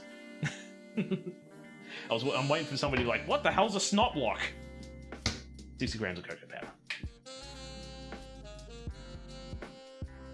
Do I have enough cocoa powder? Yes, I do. I wasn't planning on actually about snot. We're not doing the old Bushman's hanky on. It's disgusting to see, but it feels good when you do it yourself. Let's stop talking about that. But yeah, it's like a little block of snot. You're like, oh, it's snot block. Especially funny when you give it to the kids. It's like, yeah, kiddo, have some snot block. And they're like, ah, it's snot. Had a fear of offending your tender Aussie sensitivities. Nah. If anything, when we say something and we're coaxing you to, it's like, ever had a snot block before? You ever had a snot block? We're waiting for you to bite back and be like, the hell's a snot block? That sounds disgusting. It's like, nah, seriously. Again, like the Tim Tam Slam. Like, mate, if you're having Tim Tams, you have to bite corners off and drink a coffee through it like a straw. That sounds ridiculous. Nah, mate, seriously. What was the other thing I saw too? I think it was the thing on Reddit going on about like how we have some very awful tasting things, but we'll try palm it off to other people. Like, oh, I have this Vegemite, I have this yeast spread. It's like, oh, this tastes terrible. It's like, yeah, I know, right? It's absolutely horrid. It's pretty good, right? It's pretty much Aussies in a nutshell. It tastes absolutely horrible. You'll love it.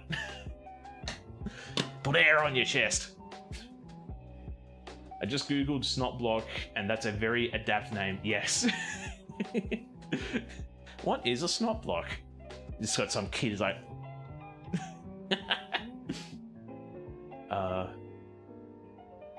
I was joking. Yeah, I was joking. I didn't think there was such things as a tender Oz sensitivity. Nah, we're pretty thick-skinned over here.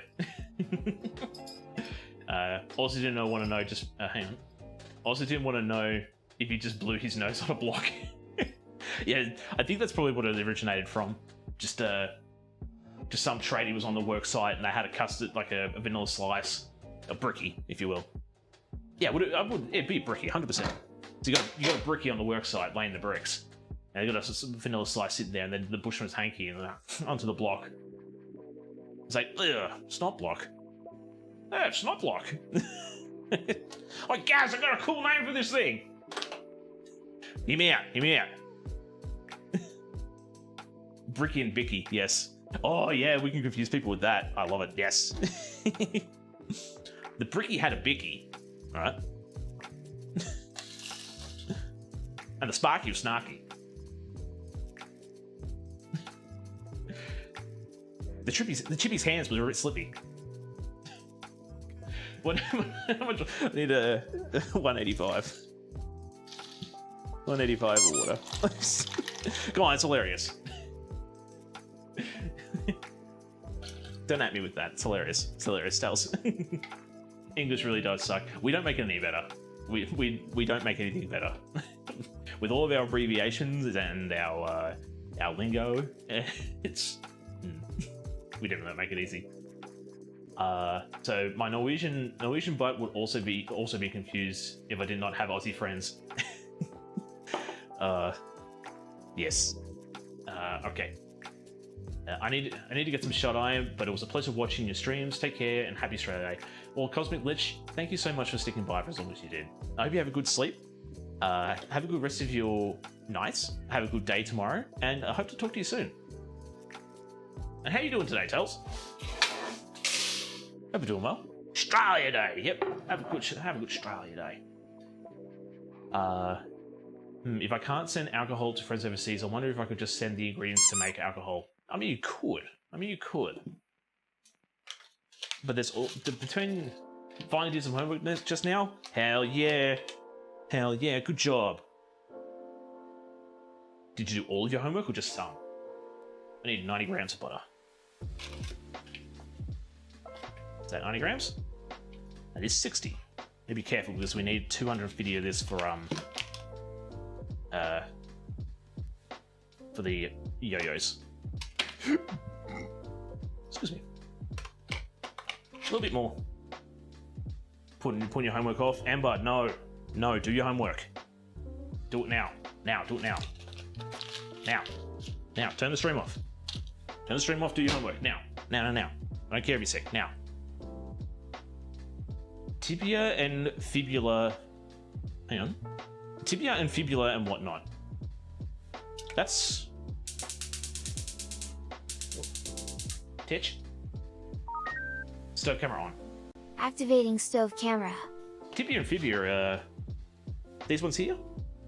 The arm bones, aren't they? This is making me feel dumb. What is a yo-yo if not a toy? So, have you heard of melting moments? Have you heard of a cookie or a biscuit called melting moments? Leg. Thought so. It was I know they're bones. It's just where are the bones? But I call melting moments yo-yos. Not even once. Okay. So they're pretty much just like a small, really soft biscuit with some frosting filling. And usually they're just plain custard sort of flavored biscuits. But we're going to put hundreds and thousands in them to give them a fairy bread appearance. That's your radius and ulna? Probably. I didn't really pay attention in the theoretical side of sports education or physical education. I was more of the let's play some games. Let me kick the footy. All right. Teach me how to play gaelic football. I would like to do that instead, please. I've been putting mine off for over a week. It's good that you got some done, though. I'm proud to hear that you got some done. Amber? Take note from Tells. Do your homework. But yeah. So the reason why I'm putting off the yo-yos just yet is because we still need the other one. Gotta learn bones, muscles, nervous system. So explain to me why your cosmetology course needs to cover bones, muscles, and nervous system. No, that's dragon fruit. We're not doing the dragon fruit cake today. We've already done that. Alright, what are we going to need for the fairy bread melting moments? We're going to need 250 grams of border, chopped at room temperature. We're going to need 60 grams of ice and sugar, or a third of a cup. 1 teaspoon vanilla extract. 225 grams, or 1.5 cups of plain flour. 60 grams, or half a cup of custard powder, plus extra to dust. I don't know why we're dusting with custard powder. We should be dusting with ice and sugar, but still. 120 grams, or half a cup, hundreds and thousands. Oh. Hundreds and thousands. They're sprinkles. And then for the filling, we'll debate on whether or not we're going to do the buttercream, or if we're going to do like a proper frosting. But, funfetti-ish 5, sort of. Yeah, they're just Titch. Zoom in. Zooming in. So they're just like tiny little sugar beads. And fairy bread is just the art of putting that on white bread with margarine. That's it. Kids go gangbusters for it. Absolute gangbusters. My niece polished off a full plate of fairy bread for her 3rd birthday party. It was adorable. Titch? Zoom out. Zooming out. I'm working right now. Get it done. Yeah, get it done. You doing homework yourself, Soda Kick? Because we are certified to touch the human body, so we need to know it. Oh, okay. Oh, okay. That's yeah, something I didn't know. So, I work from home. Oh, you're a YouTuber. Oh, cool.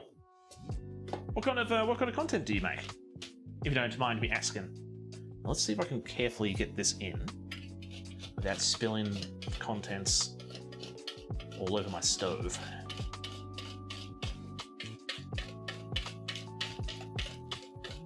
So the other thing too with this, I want to make sure that we get the sauce done, because we are going to be dunking the sponge into this, and I don't want to be burning my fingies on hot sauce. Hot sauce.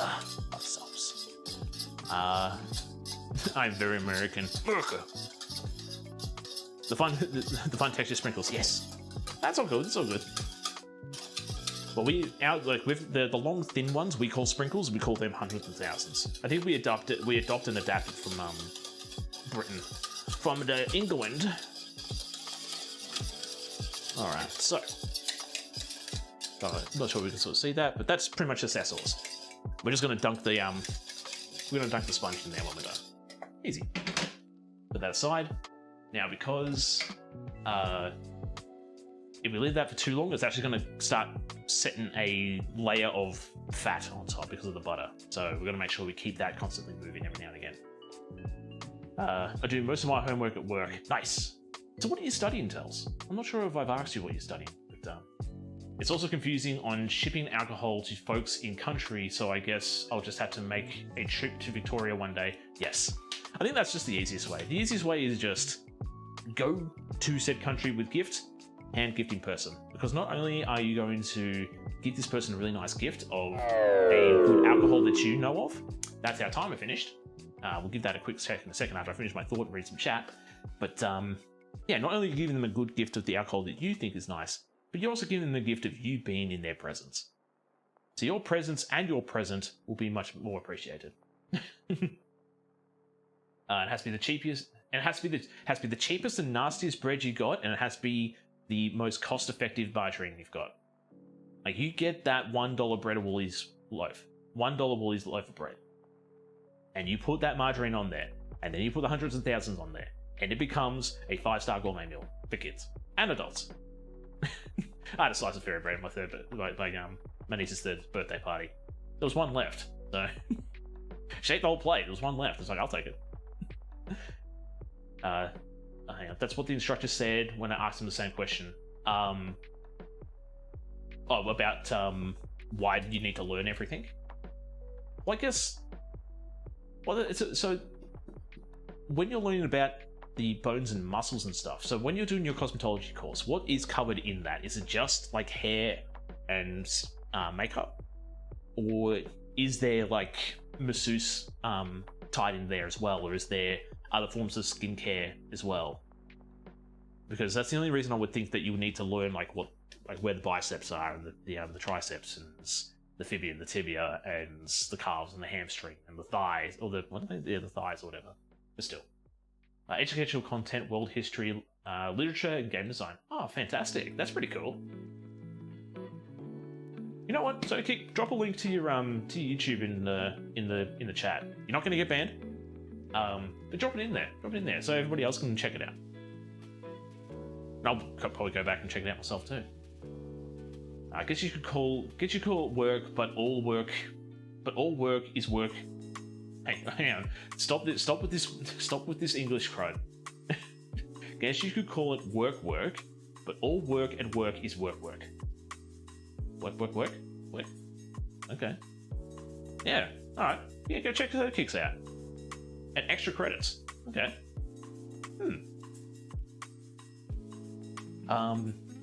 So yeah. Oh yeah. Now, I will spruik till the cows come home on this channel about safety in the kitchen. So stuff like, don't use a wet tea towel to pull stuff out of the oven. Don't put sharp objects in the sink. Make sure that you're careful with putting glassware into the sink full of hot water as well. Be safe in the kitchen. With that being said, whenever you pull stuff out of the oven, make sure, if you have them, get your safety sharks out. Gotta get your safety sharks to pull hot stuff out of the oven. If you don't, make sure you got dry oven mitts. But for some out there, that's pretty much just me and Ember at the moment, but I mean, we could coax Mama TC into going into full production, but safety sharks. Funny you say, I just learned I left a burner electric on about 3 hours. Oh yeah, that's... Look, I do the same as well. Like, I sometimes leave my burners on. And sometimes I'm streaming, I'll put my hand parts like, oh yeah, I left that burner on. Safety. Pots away from the edge of the stove. Don't want to become anime protagonists. Okay, so how's this looking? Oh, okay. This needs a bit more time. So give that a turn and a push back. Titch. Have you? Oh no, you already started before. Start a 15-minute timer. And wait. Start a 15-minute timer. Okay, starting 15-minute timer. There we go. All right, why don't we get our... So what do I need to do here? Line of baking trays, baking paper. Yeah, all right, so we need to cream some stuff. So we need to do a little bit of washing. I need to, yeah. Have a good lurk, Ember. Take your time wherever you're going. Please, take your time. Don't be crazy. Yeah. Yeah, so we'll start getting our melting moments ready to put in the oven. So for the oven, we need that to be 170 to 150 degrees. So 150 degrees fan force, 170 for 170 for non-fan force, which is hang on, it should be 340 Fahrenheit. Because if 350 is, I'll watch the beater as well because we need the beater. Yeah, 350 is 180, then it's about 340 for 170. And I'll probably say about 320 for the other one. Because the math go burr. The math go burr when it comes to. How do you just know the conversion? Memory. A lot of the recipes I have in my fabled baking Bible, which I'm actually currently rewriting like the heathen I am. The main reason is because they don't think that water is an ingredient. If you do it enough, you remember. Yeah, exactly. Yeah, if you do it enough, you remember. Why are you bonking? Why are you bonking me? And yeah, not only that, because the conversion I just had for the... So I had the conversion for the lamingtons. Because the lamingtons I'm using just a sponge cake recipe for the base. Most lamington recipes, they'll give you metric conversions already for you. But the sponge cake was in imperial. And I worked that out this morning. It's like, okay, the 350 was... So 350 degrees is actually 176 points... I want to say 66 recurring? But it's about like 4 degrees off 180, so you just bump it up to 20. You're doing amazingly well. Thank you. Thank you. You're doing well. How's your day been going so far? I know you've probably still got another... Well, what is it? 4 hours? Still another 4 hours of your shift? Hope you're doing well. I hope your shift is still going well, Tech. Yeah, so we are going to do creaming. Use electric beaters to beat the butter, ice and sugar, and vanilla until pale and creamy. This is creaming! Cream the butter and the sugar together to make a soft, pale version of itself. And I think I remember in the past when I would do this method, before I did my apprenticeship, I would be very impatient and I would mix it until it's like, it's... When you're 12 years old, 12 to 15 years old, and you read a packet mix that says, beat for 10 minutes, and you got a hand mixer, you're not standing there for 10 minutes. You're standing there for 2 at max. But then later on you find out that you should give it that 10 minutes. Because the longer you beat a cake, well, with some cake recipes, the longer you beat the cake mix, the more aerated it becomes, and the more fluffy it finishes. So... And Envy, I would love to be able to turn around and say that I have the math conversion in my head. Like jiggle cake, yeah, jiggle cake. But I'd love to... I know that there is a conversion, so... Oh, what is it? It's a... There is a math equation for it, and it's something along the lines of... You take whatever system you're in, then you times it by a number, and then you add 32 or subtract 32, respectively. So I think if you're going Fahrenheit to Celsius, you do something divided by... something times something minus 32. And if you're going Celsius to Fahrenheit, you do something times something plus 32. I think that's the formula. Can't remember. I was just about to start cutting this and putting it into the bowl. Again, like an idiot. Now what we're also going to do here is I'm going to cut this into small chunks. Because smaller pieces of whatever you're doing, so small blocks of butter are actually going to cream up a lot faster than big blocks of butter. It's the same deal as cooling and melting things. So if you're melting a whole bunch of butter, it's going to melt faster if you've got smaller chunks as opposed to big chunks. I needed 250, didn't I? So it was half of one of these. Well, just wasn't enough. Still isn't enough. You have to trust me on this. There we go. That's 250 there. Yeah, so I'm gonna take that out. I'm gonna cut it into blocks, or just cut it into small cubes. But yeah, get out of there, the little thing. Hopefully that sponge will be done real soon. Other techniques I will mention as well. If you are in a colder area, I've seen a few people bake online who are in cold areas, and I've heard them sort of express that they... oh, okay, here we go. Had to Google it. It's 0 Celsius times 9/5, if that's correct, plus 32 equals 32 Fahrenheit. Yep. Then 32 Fahrenheit minus 32 times... Right, there we go. Yep. I knew there was a 32 in there. I knew there was a 32. Right, so whatever the metric is... Right. Okay, I think I understand that now. So for Fahrenheit... So Fahrenheit, you minus... Well, that's sort of a weird thing, though, because... Oh, well, no, because if you minus... Yeah. I was going to say, in that one there, like... Yeah, 32 minus 32 is 0, so no matter what you times it by, it's going to go to 0. But obviously, if you've got 30... If it's 1 degree... 1 degree Fahrenheit, you minus 32, you got 1 degrees, and then you times it by that, it'll probably give you like some really small number, like what would that be? 0.67 something, maybe? I'm not very good at maths.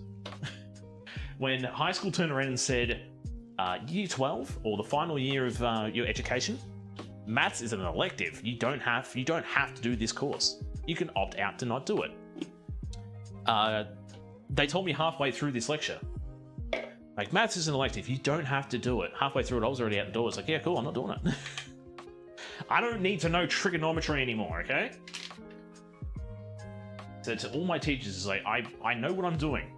As soon as I was in year 10, or I was about 15, 16 years old, I somewhat had a plan of what I was going to do. I was going to be a chef. I fell into being a baker and a pastry cook, but I still went to the food industry. And they were trying to teach me trigonometry. And I'm sitting there going, when am I ever going to stand there and go, oh, my pots and pans are 2 meters off the ground, and I am 5 meters away from them?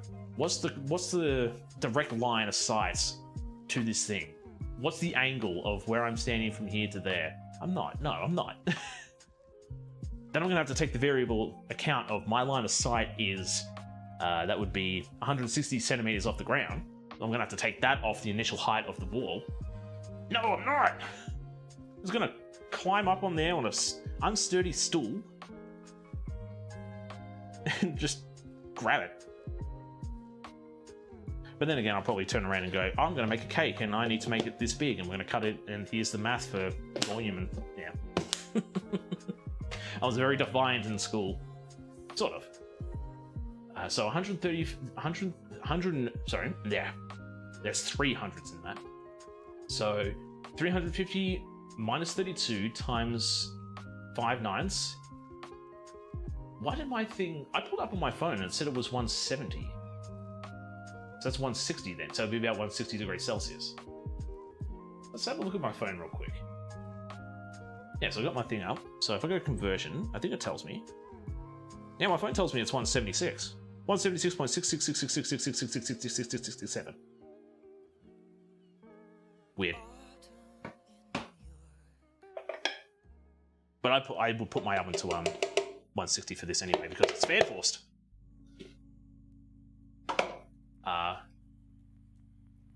So the equation would be n times 1.8 plus or minus 32 equals Fahrenheit Celsius. Right, okay. So, right. So, yeah, 5 ninths. What do I need? I need vanilla as well. What is it? Ice and sugar, vanilla. Yeah, butter, ice and vanilla. Okay. Might do that in a quick bit. Do that in a quick bit on my phone, just to see if that equation works, Astriana.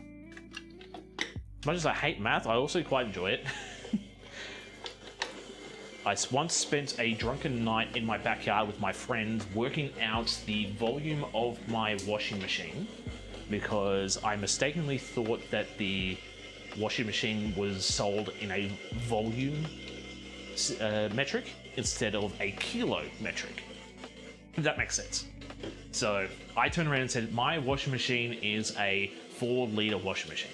I was a little bit drunk, can you blame me for not having it right? But we sat down and we worked it out. We worked out the whole how to measure volume out of a cylinder, and it didn't add up right. I'm like, why isn't this working? Why isn't this working? So I jumped online to the white goods retailer. Blue Haradindi has requested you hydrate.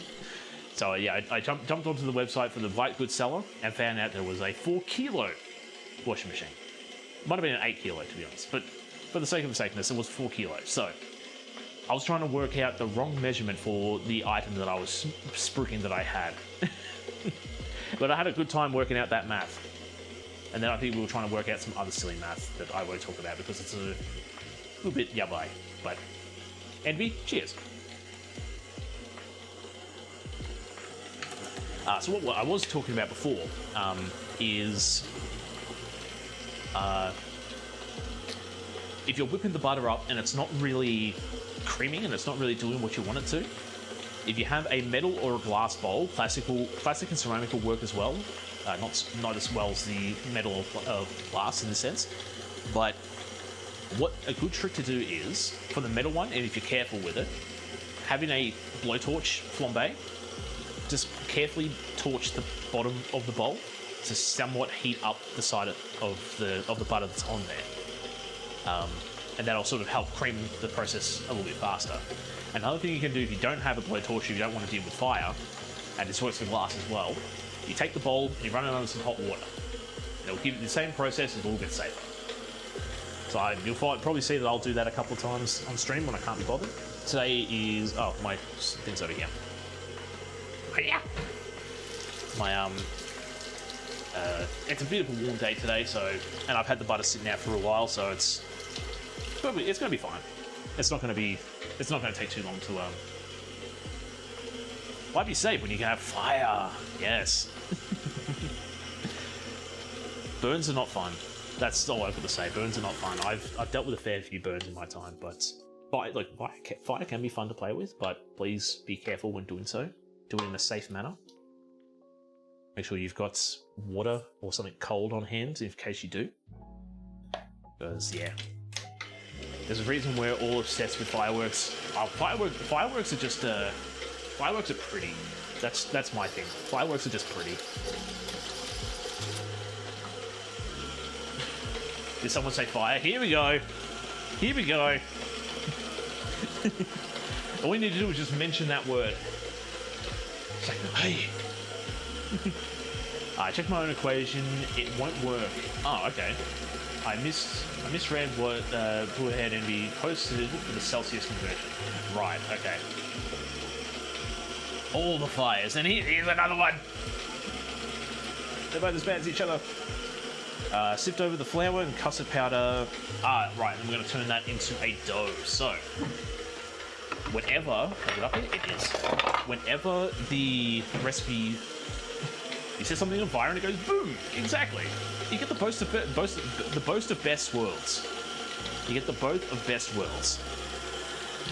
I haven't had anything to drink today. Something's gone wrong. Whenever the recipe calls for a flat-bladed knife, so use a flat-bladed knife to sort of turn it over, dough hook. So, or as I like to call it, it's the claw! Just because you carry a lighter on... Hang on, just because I carry a lighter on me, even though I've never smoked... okay. Excuse me. I used to carry a lighter on me as well for work, but that's because I use that to start the stoves. And I think I stole that from one of my co-workers that smoked. Like, can I have this lighter to start the stove? He's like, yeah, sure. And I just never gave it back to him. It's like, you gotta give up your smoking. I was being a bit of a butt. You gotta give up smoking. He had, I don't want to say an untimely demise, but he was a bit of an idiot.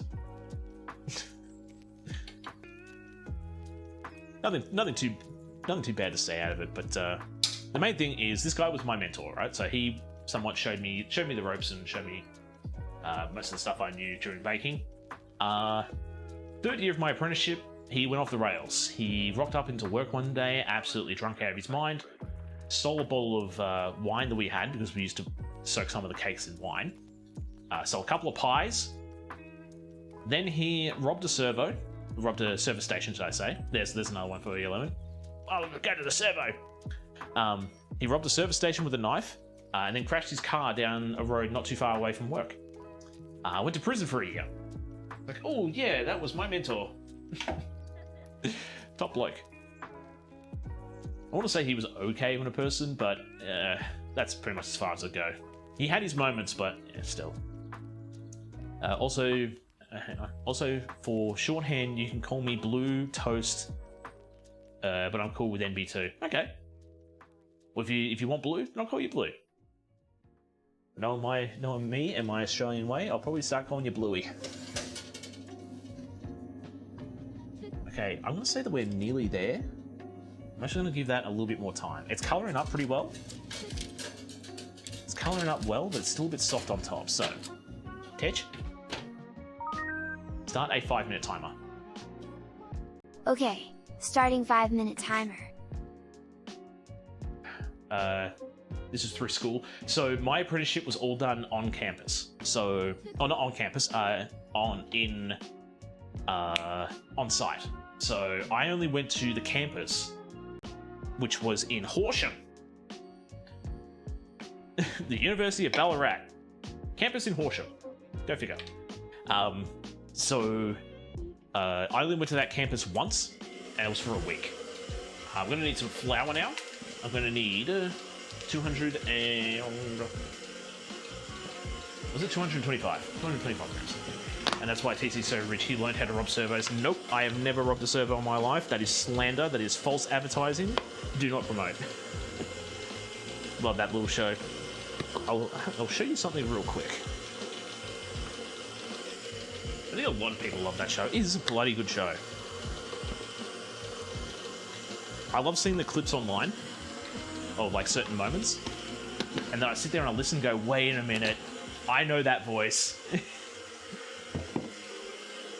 So what was one of the clips I saw? I saw a clip and I can't remember the characters' names. Don't know like what the characters' names were, but they're sitting in a car and the kid leans over and goes, the sign says the next section of the road is for 4-wheel drives. And the kid leans over and goes, Dad, do we have a 4-wheel drive? And he goes, no, son. This is an all-wheel drive. And then the next clip is him like absolutely fanging it around all the corners and doing jumps and stuff. And I'm sitting there, like, wait a minute, that voice is Hamish Blake. He's an absolute legend. But is this the custard? No, this is the cake flour. Oh, lucky I looked at that. Picked up the wrong container. Wrong custard powder. But so 70 grams. 70 grams, 70 grams. 70 grams of custard powder. Be careful because I don't want to scoop custard powder out of this. There we go. 72, that's alright. So, give me 1 second. Titch. Wait, I need to... Can't hear me over the mixer. Titch. Zoom in. Zooming in. So, I coloured this in with my niece on Christmas. And yeah, of course I'm going to put it on the fridge. I was going to put it on the fridge. But artwork. We had fun doing this. This is it's like magic markers. So the paper is magic, like it's magic paper, and the pens don't really have colouring ink. But when they come to contact with the paper, they colour in different colours. It's some really trick stuff. I'm glad I bought it. TC's finest skills, yes. I had my niece show me the ropes. Titch. Zoom out. Zooming out. It is adorable. Because I had a full book of all Bluey pages.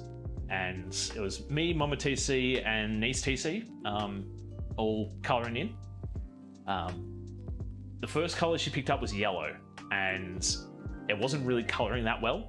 So she goes, I think this is broken. It's like, no, you can see it. It's just very faint. So we grabbed the pink one and done that, and it wouldn't color for a bit. She goes, I think this one's broken too. And then it takes a couple seconds to soak in. And sure enough, it starts to go pink. She's like, oh, wow. It's like, yeah, it's magic pens. And then the paper's pretty tricked too, because there's sections of the paper that don't react to the pens. So you try to color in the eyes of the characters and it won't color in the eyes. I'm not sure if you could see on the camera, but there's like a bunch of stars and planets on that one there.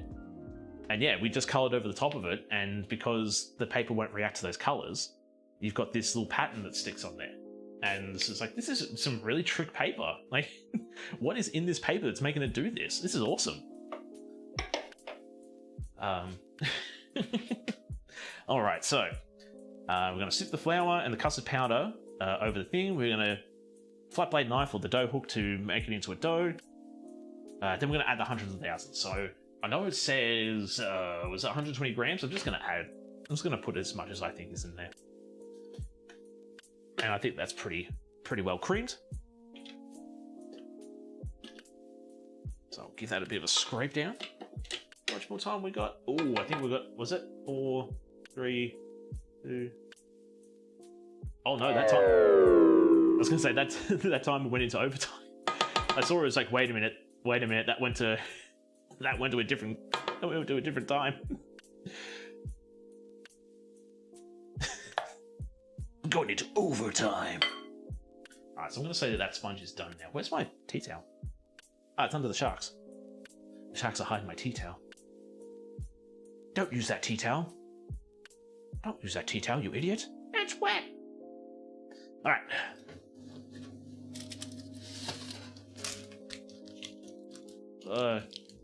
Sponge. Ah. Wow, sponge. Alright, we're gonna let that sit and cool. And then we're going to drop the temperature down to 170. I'm going to do 160. Alright. Let's get on to these melting moments, because we should have been doing that a while ago. So long ago. You guys are a good distracting. I love it. Don't ever change. Alrighty, that goes there. Can we see what's going on? Sort of. There we go. The sieve, the flour, and the custard powder. So these ones here, when we bake these off, we don't want to bake them too much. We don't want to make them crispy. We want to make them really soft. Where's my hundreds? Hundreds of thousands are here. You know what? I will weigh it up. I'll weigh it up in a small container. I'll weigh it up in my rice cup.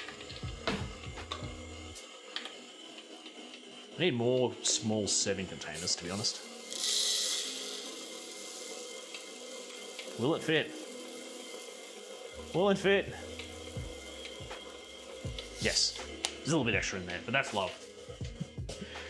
Whenever... In your handy dandy rice cup. Yep. Hey, it does the job.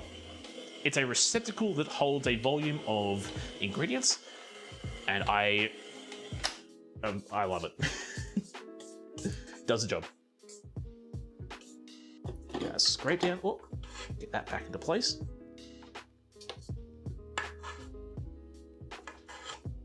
You know what I just thought about too? The comment before about do the mixing bowls turn upside down because of the whole Australia. I do have cups that do something a bit funny and a bit trick. Where did I put them? I put them away, didn't I? Because I didn't really need them today. Yeah, so I have my cup. It's an Aussie cup. This makes it easier to use. You go. I don't know. Well, I know why I picked these up, because they were just so handy. Like they collapse down into a flat little thing, and then it's like those collapsing cups you can get for camping. No, save space. Collapsible cup. Yeah. Save space on making bush tucker. Damn it, that's the thing I should have said before. The old bush tucker. All right. Hundreds and thousands.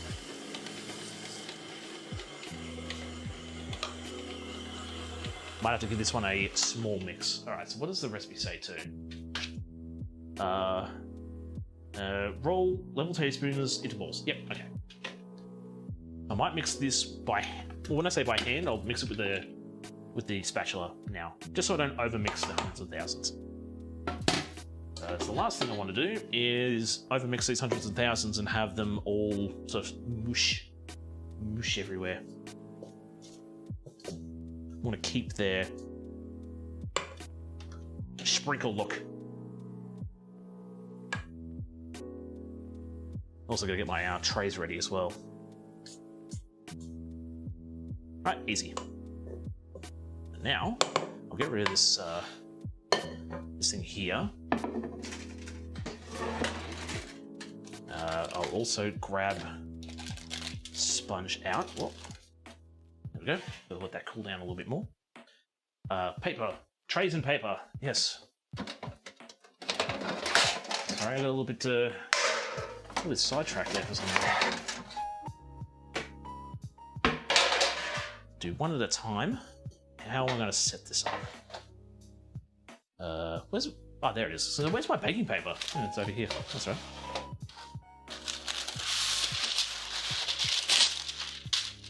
Do two of them. Yeah, do two of them. And then... Oh, come on. You can also grab maybe a bit of the mix as well to help glue them down, but that's just going to cause more mess, and I'd rather not. So I think the plan is going to be, we'll have this camera sitting there. You can sit over there. There we go. Okay. So now we're just going to grab maybe a little bit less than a tablespoon. About that. Just roll them up. Whoop. Just like that. Easy. Very easy biscuit. Or cookie. Yeah. Because I know biscuits and cookies are two different things over in the States. But whenever I talk about it, it's like, oh yeah, we're going to make some biscuits today. It's like, that's not a biscuit, that's a cookie. Ah, yes, but to the untrained mind, this is a cookie. Well, this is a biscuit.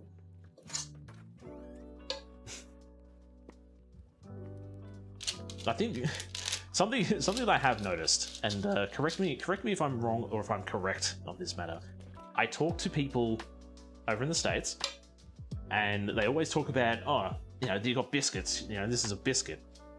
I say, your biscuits are like our scones. And every time I say that, the same sort of reaction comes out of them. So it's sort of I was like,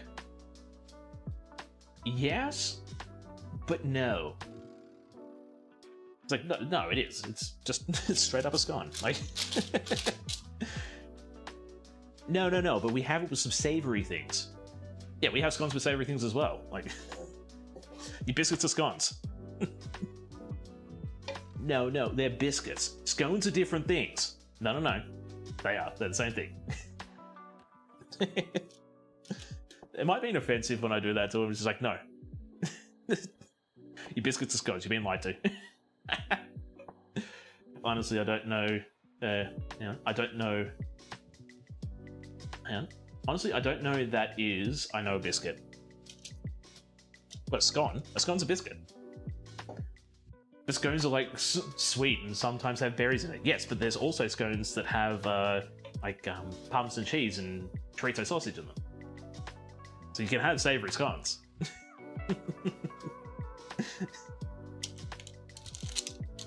But the way you make a scone and the way you make a biscuit are pretty much the same.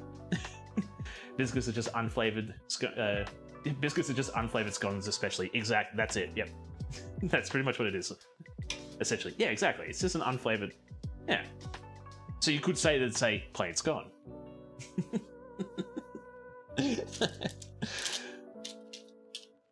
I understand if you want to unfollow me now. No. You're wrong. You're wrong, Mr. Down Under Man. They're two completely different things. Yeah, but they're sort of the same thing.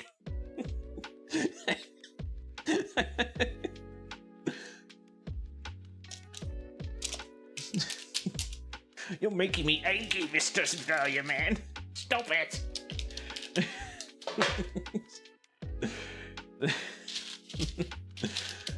I want to say that the scones sort of don't. Scones are triangles. I want to say no. Scones are square. Scones are squarish. Well, it depends really. Like, depends on who you make, or who makes them, or where you get them from. All the scones I've made have been like a roundish square shape, closer to circles really. Never triangles though.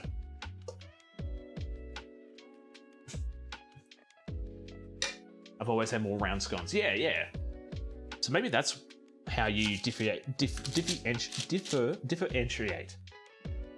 That mouth.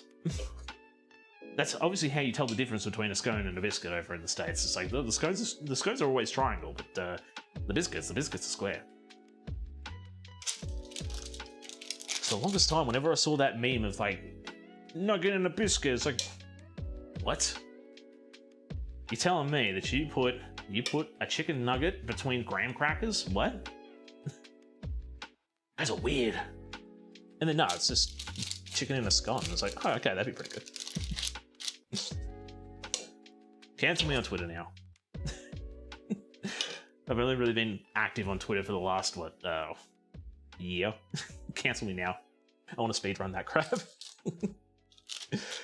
I've mentioned it a couple of... to biscuits. To biscuits. Maybe that's where trigonometry comes in. Is this a right angle biscuit? Is this a right angle scone, or is it an acute scone? Because then you'd have people who's like, yo, is this an equilateral biscuit? Is this a right angle biscuit? Nah, this is like you. This is a cute biscuit. You're a cute biscuit. Oh, Tobiscus made the song, right? Okay, I'm old. Right, Tobiscus. Right, okay. That was okay. So that was the guy that made the song. Okay. Shows how much I know. That's how much I know about the old YouTube. I think I saw it on Instagram and it's like, what the hell is this crap? And I moved on. Nearly there. We've nearly got 2 trains of melting moments. But we are going to come back and love that dude. What else did he do? I feel like... I'm sure I heard that name before. I'm sure I never heard the name Tobiscus. This is actually pretty good. I was able to use all the cookie mess. This is going to be a big fat one. That's a big fat one? No, a little bit back. Blue Kitchen! It's got a purple tinge to it. Oh, that's pretty cool. At least for my eyes, anyway. Okay, so now what we're going to do is I'm going to wash my hands real quick. Now, apparently, I'm too old and haven't heard of him. Boomer. Dallas is going to come back and say, I'm only a couple of years older than you. He's like, I know, I'm a boomer as well. We're old! What happened to the Harlem Shake? It's easy to forget today, but before hip-hop had rappers, it was just beats. Yeah, it was just beats. He did Happy Wheels playthrough and Minecraft. Right, okay, so I probably didn't really watch too much of his stuff then. I never really got into like the Minecraft Let's Players. Diamond Sword, Mini Minotaur. Yeah, still, yep. All these kids and their YouTubes. Whatever happened to the Donkey Kongs? Whatever happened to the Marios on the PlayStations? So yeah, now we're just going to take a fork and we're going to try and carefully push a little imprint in them. Oh. I don't want to drag them too far because, yeah, I just dragged a bit there. But... oh, please. Maybe I do that. Do the lift up. This is just for aesthetic appeal. This doesn't actually do anything in the way of, what do you call it? Doesn't do anything in the shape or form of baking. It's just all aesthetics. I know him, but never watched him. I was Jacksepticeye, Markiplier kid. I think I only watched Markiplier's was it Markiplier or Jacksepticeye? Of his like Hyundai Simulator playthrough. All the other stuff, I think it was just like clips here and there of what he did. I mean, they are good content creators, but yeah, never really got into them. I was more of a Game Grumps teen, young adult. All those people came out when I was out of high school, so yeah, the young adult watching people play video games. To be fair, I was 14 when I watched him. That was almost 10 years ago. Don't look at the back of your hand. Don't look at the back of your hand. We're old. The fork press makes me think of peanut butter cookies. Yeah, so peanut butter cookies have the same fork press aesthetic. So yeah, makes them traditional. Yes, makes them traditional. And I know of them, but never watched them. Yeah, they're big names and they've done a lot of stuff themselves. But yeah, never really watched them myself either. So I'm a chippy gaming kind of guy. Chippy gaming makes it sound like was this just a tradie playing video games? Like, was he wearing high vis and talking about, you know, how he's on the job site? I feel really young now. I grew up with YouTube existing. Yeah, I'm old. I'm really old. I remember when YouTube was created. If he was Aussie, yes. Okay, may I rant for 30 seconds, please? Sure. Go nuts. I'll let you rant for 30 seconds, it'll be fine. I was gonna say I remember Google Video being before, and I remember Google Video before they bought YouTube. I just remember YouTube being the place where there was a lot of controversy behind it because you had the people who were uploading like small videos and stuff. Google Video. I'm thinking it was like supposed to be YouTube before YouTube was a thing, and then Google was like, "Oh, these guys are doing it better than us. We'll just buy them out." But no, there was a lot of controversy behind it because, for the most part, young-ish teens like myself were just looking for the people who would dance on there. You know, like you're not allowed to go on those 18+ websites, but YouTube's not an 18+ website, and there's people doing stuff on there. Like, I'll call myself on it. I don't know. It was like 16, 17 at the time. It was like, okay, like she was pretty cute. I think that was like for all a month or so. And then, yeah, I found out that there's sites that do what YouTube do, but for adults. And it's like, okay, cool. Neat. The internet is a weird and wonderful place. I love actors, but if you're going to do costumes in dark and fall over and blame me because you're in all black, it's your own flaming fault. Hang on. Hang on. You're gonna do costumes in the dark and fall over and blame me because you're all in black. Yeah. Yeah, if you're gonna do, yeah. You gotta be aware of your own situation, like your own surroundings when you're doing stuff like that.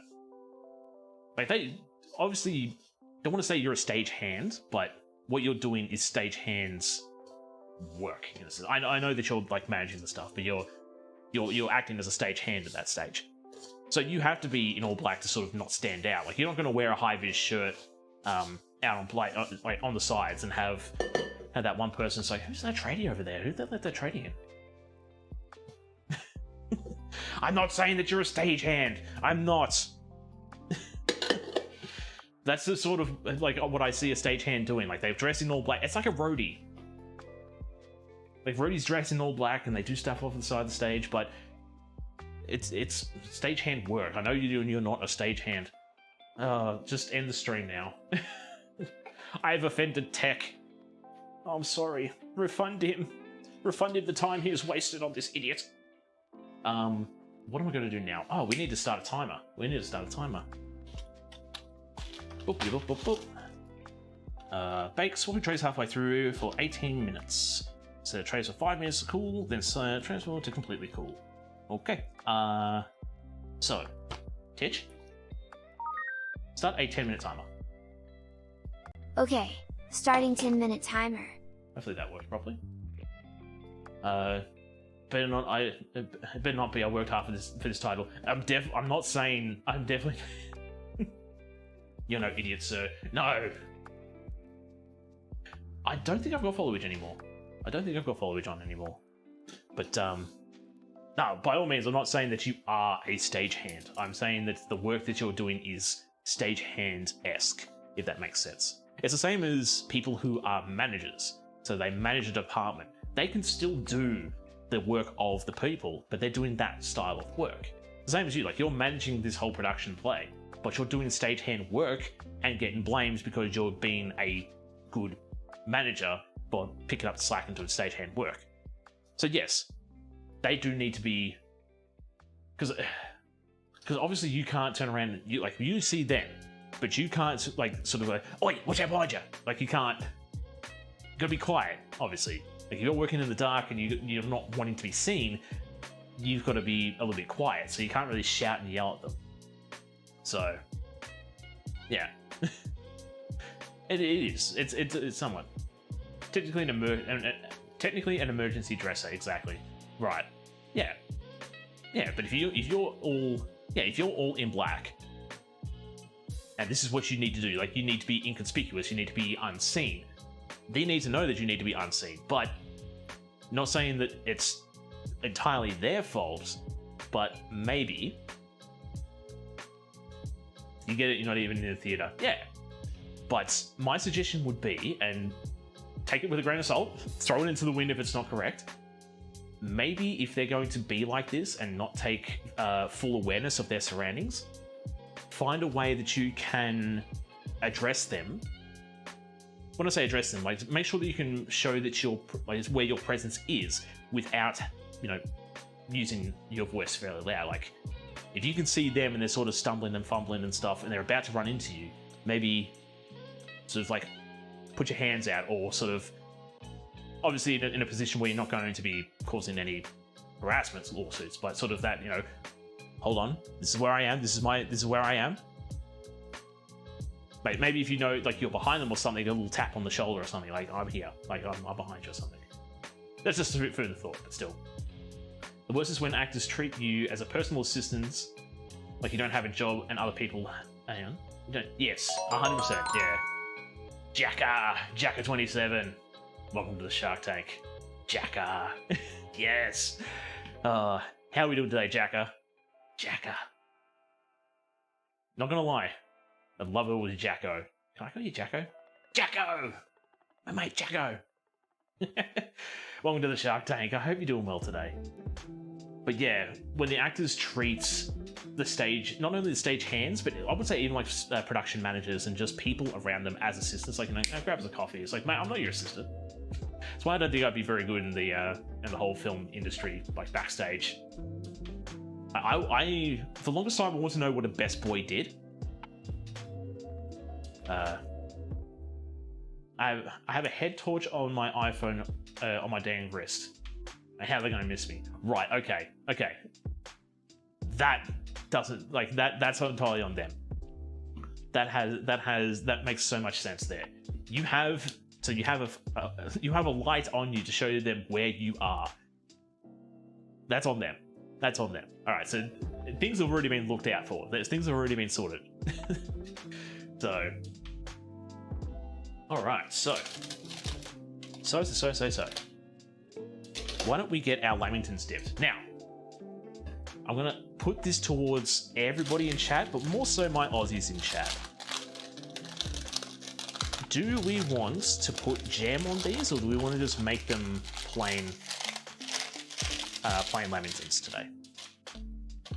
Now, some places do have, some places do have jam on theirs, so they'll have two layers of sponge and a layer of jam in the middle. Excuse me. I was planning on just doing a basic lamington today, just because the jam is going to take a while to actually set and go from there. I'm probably going to make these a bit thicker, but still. Actually, they're going to be like lamington fingers when we're done with them, to be honest. You know what? I'm actually thinking we do the jam. I think we do the jam. I'm going to do the jam! I got jam. I'll be back in a second. But I'm not going to be silent. I'm not going to be quiet. I'm going to show that my presence is still here by still talking to you guys. Do I have raspberry jam? That's actually a very good question. I have apricot jam. There we go. That's strawberry jam. Strawberry jam should be fine. Yeah, should be fine. Should be right. Should be right, mate. Strawberry jam. Jam it on your sponge. Just jam it on there.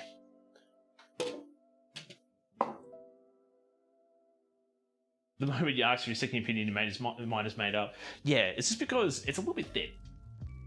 It just seems a little bit thin in my for my liking. So it's not over here. I like it's over here.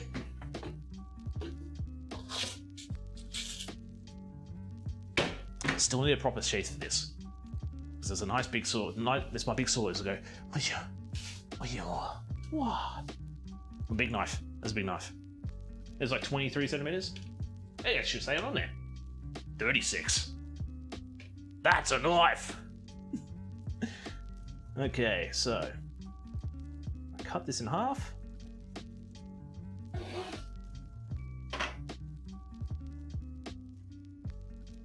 Then I'm going to grab a spoon and we're going to mush up this jam a little bit. And I'm going to spread it over the two of them. Chop, chop. Yep. Are you going to make me look like a full-on stream? I think you are. Trick's on you. I know tricks. I should know tricks. Yes, yes it is. You both. Cotties! It's probably because it's like got jam stuck underneath the rim. It's created like this perfect little seal of That's probably I'm gonna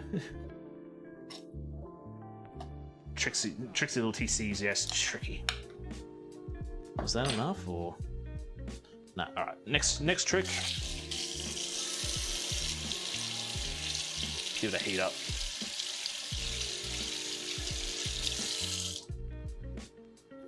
Alright, we've got a new detail over here. If I can't get this open, then yeah, we're not going to do jam. Okay. Work smarter, not harder. It's like when you struggle to decide on something, so you flip a coin to decide, but you realise you actually wanted the thing that you didn't get. So asking the question is just a way of helping to see what you actually want. Exactly, yeah. Like, do I really want this or do I really want this? You know what? Let's do chance. You know what? I really didn't want to. Didn't really want this. Ew. I think what's worse, Atriana, is if you do the chance thing and you like flip it. I don't really want that. Let's go again. Let's go again. Let's go again. One more time. One more time.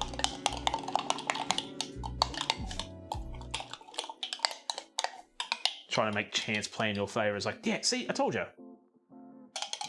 I told you. This is exactly what fate wanted me to. Wanted me to flip the coin 20 times to get heads. Of course. I used it for this. Yes. So I'm actually going to throw this in the freezer for a bit just to help it set quicker.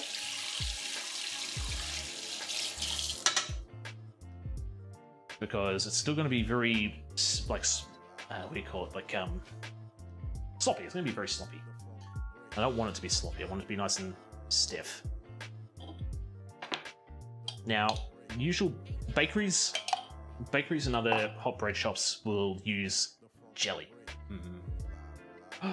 I'm a sucker for a cold cake, yes. Joan, welcome in. How are we doing today? You know what? Shout out for Joan. You want to see another awesome food and drink streamer on Twitch? Go check out Dinner with Mum. No, you're good. Ta-da! Pretty plate. Let's take a picture. Absolutely. Needs more onions. I know, and a waffle, obviously. How did your... Well, no, I was there for it. You made... We were actually talking about biscuits just before. And how I was absolutely bastardizing the fact that I kept calling them... I kept calling the biscuits scones. But you made it... So Dinner with Mum recently made chicken pot pie biscuits. So let's get that onto there. So it doesn't matter that the sponge is sort of peeled off onto the table. That's all good. Well, nearly lost it. Can you... Need to organise some stuff in here. All right. That over there. It was chicken pot pie, wasn't it? So Jacka, the thing I need to point out with that recipe is I haven't got the sauce for the what do you call it? The Lamington dip on there, unfortunately. So, no, it sounded like a really good concept. It sounded like a really good concept doing chicken pot pie for like a chicken pot pie sandwich. I was trying to think of what have I done something similar? No, I don't think I have. I don't think I've actually like made a pie for a filling. It was so tasty. It sounded tasty. It sounded super tasty. Because obviously whenever I think of pie, just in general, I always think meat pie. And having a meat pie in a sandwich would just be like a sloppy Joe. So it's like, oh, it's just going on everywhere. But something like a pulled chicken. There's some pies we get here. It's like a chicken gravy. No, it's not like chicken. Like it's a chicken, but the filling inside's more of like a dairy based sort of filling. That would work really well. I'm trying to think now. I've made something. What the hell was it? I made something for dinner, then I turned it into a sandwich the next day. Wasn't meatballs. I swear it was something chicken related. I swear it was like a chicken curry or something along those lines. No, it sounded really good. Now, what shape were your biscuits? They were square, weren't they? What shape are scones? I'm not going to drop this.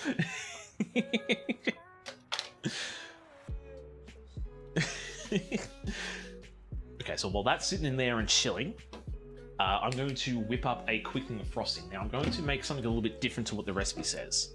I've got a little product here called Solite, which is vegetable shortening. So Solite is like Crisco. I think it's Crisco. But yeah, it's a vegetable shortening. And we're just going to whip that up with some biscuits of circles, scones of triangle-ish. I'll make some scones on stream soon, and I'll show you how I make them. I'm not saying you're wrong. I'm not slandering. Final answer in the hill I will die on. Again, I'm not saying that anybody is wrong with these questions and stuff. We definitely come from different cultures and backgrounds, but I've always seen a scone being like an obtuse style shape. Never triangle. Closest to a triangle I have seen, so when I was doing my apprenticeship, we had a we had a device called a bread molder or a bread rounder. So what this would do, sure, people will see it, people know about it, but I'll explain it anyway, just in case. So there is this machine, you get your dough, so you get your dough, you squish it out onto a plate that has 30 like indents in it. You put it into this machine, you pull a lever down, you activate a cutting device, push it down further, push a lever, and it rounds the plate for you. So initially when you've got the rolls and you're rounding them by hand, this does 30 at a time. Wonderful machine, it's terrible when it breaks down. We used to make scones with that, but what we would do is we'd push it, use the lever to push it down, cut, push again, and don't round it. And the closest thing to a triangle there is the center ones would have sort of a rounded edge. So it'd be like you got your circle, but then you quarter it. So that'd be the closest thing to a triangle scone I've seen. The rest of them were all squarish, but still. Scones are usually triangle if you are American, but the British tend to make them into circles. Exactly. I've had square ones, I've had circle ones, never a triangle one though. Excuse me. Seems like a polite way of saying I'm wrong. You gotta be polite about these things. I respect your opinion. I'm just gonna stop there. I'm sorry you feel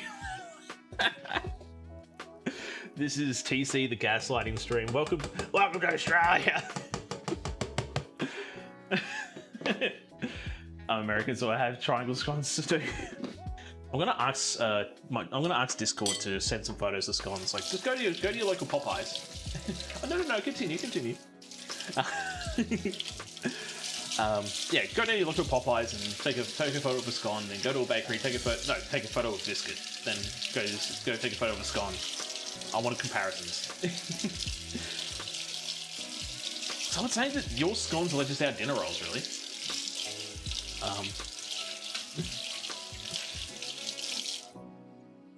The thing I was going to waffle on about is like, mate, you're Barney Bananas. You're absolutely Barney Bananas if you think that's true. Like, get out of here. Fair income, that's what you believe? Get out of here, mate.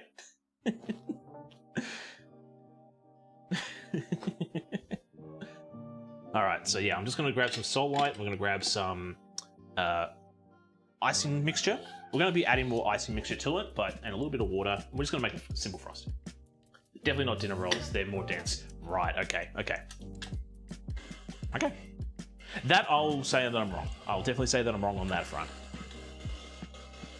So biscuits, not dinner rolls. Gotcha. So yeah, while we got that going, that's cooling down. These actually spread a fair bit. Oh, whoa, probably should have made them smaller. I used to have an oven cam, right? Which actually used to be this one. So this camera here, that one used to be my oven camera. But then I used the stove. I started switching cameras around, right? Had a camera up here, and I moved that, and then that one failed on me. And that was going to be the next oven camera, because this is actually a pretty decent camera. But, yeah. I was confused to heck... I was confused to the heck house when I went to Popeyes and got a biscuit. Yeah, you thought you were going to Subway. It's like, oh, I'm getting my Kentucky Fried Chicken and a Bicky? Like, what? Okay. And then he give you a scone and it's like, all right. Mate, I want a chopped chip Bicky, alright? I don't even want a scone. Boy, what the hell did you say? Get out of my establishment. American biscuits aren't dinner rolls, but we use them for everything. Yes. I've got to pop off. See you later, TC. I hope your Australia Day food is delicious. Delicious. Thank you, Amber. I have no doubt in my mind that they will be delicious. We are definitely going a bit of overtime here. I probably should consider looking into my battery pack. But thank you so much. Thanks for sticking by for as long as you did. I hope the rest of your day goes well, and I hope to talk to you soon. It's a savoury scone, basically. There we go. But people also love to put honey and preservatives on them. Now that sounds pretty good too. Oh, tell us. Would you say that biscuits are damper? Because now that I'm thinking about that, it sounds like it's more of a damper than a scone. I'll happily die on that hill. I'll happily concede on that hill if we can agree that biscuits are damper. And I was absolutely spreading the word that you tried to gaslight me to think it goes with circles into it. Follow this boy! Follow this man on Twitch! Prove him wrong! Kind of halfway between, oh nice. It looks like damper. There we go, yeah. I don't enjoy the texture of American biscuits. Yeah, I want to say I don't really enjoy the texture of scones either. Well, not scones, damper. Just a little bit too dry. Does damper use buttermilk? No. Damper is pretty much flour, salt, beer. I think you can use other things for damper as well, but for the most part, it's a beer. You throw a beer in there. And it's bush bread.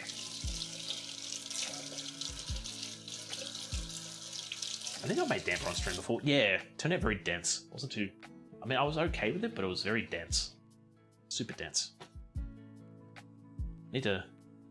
No, it looks like we're still good for charge. I can just see my my receiver with the battery indicator, so we're still in the green, so we're good. Damper, what the heck is that? Damper is bush bread, so it's very. I want to say, damper is a soda bread, pretty much. Yeah, it's pretty much a soda bread. But you sometimes cook damper in the campfire. So what you do is you mix up your dough. I should do that on stream once, do like a camping stream. I'll have to figure out how to do like Wi-Fi streaming, because that'd be really fun. But yeah, the idea is you make your dough. So you got your flour, your salts, use your beer, because that's got like the yeast flavor agent in there. You might have some other things there as well. Knead your dough, you get it to what you need to, then you wrap it in tin foil, and then throw it in the coals. So you throw it on the coals, and then you just let it sit there for a bit. The outside's going to be charred and really crusty, but the inside should be sort of well baked. You can cook it in the oven as well, but it's just very dense bread.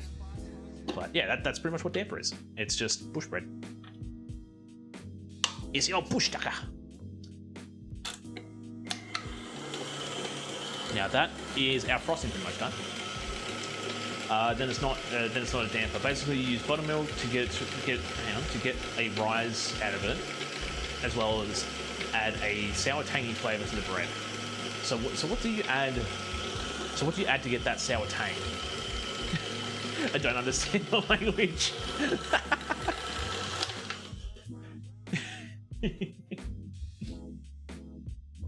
You speak some weird. Oh man, now I'm thinking about it. So one of my mates has been to America.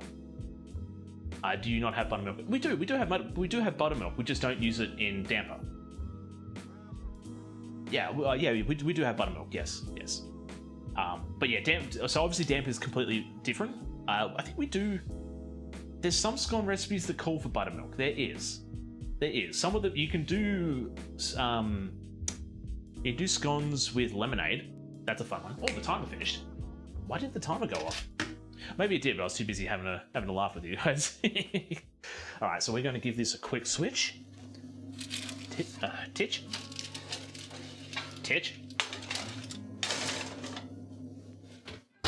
Where's my boy? Oh, okay. Titch. Start a 5-minute timer. Okay, starting 5-minute timer. Okay, change that back to hotkeys. Damper was an indigenous bread. Yeah, an indigenous bread of salt, water, and flour, basically. Yes, but I think there's been people out there that have added beer to it just to try and get that extra rising.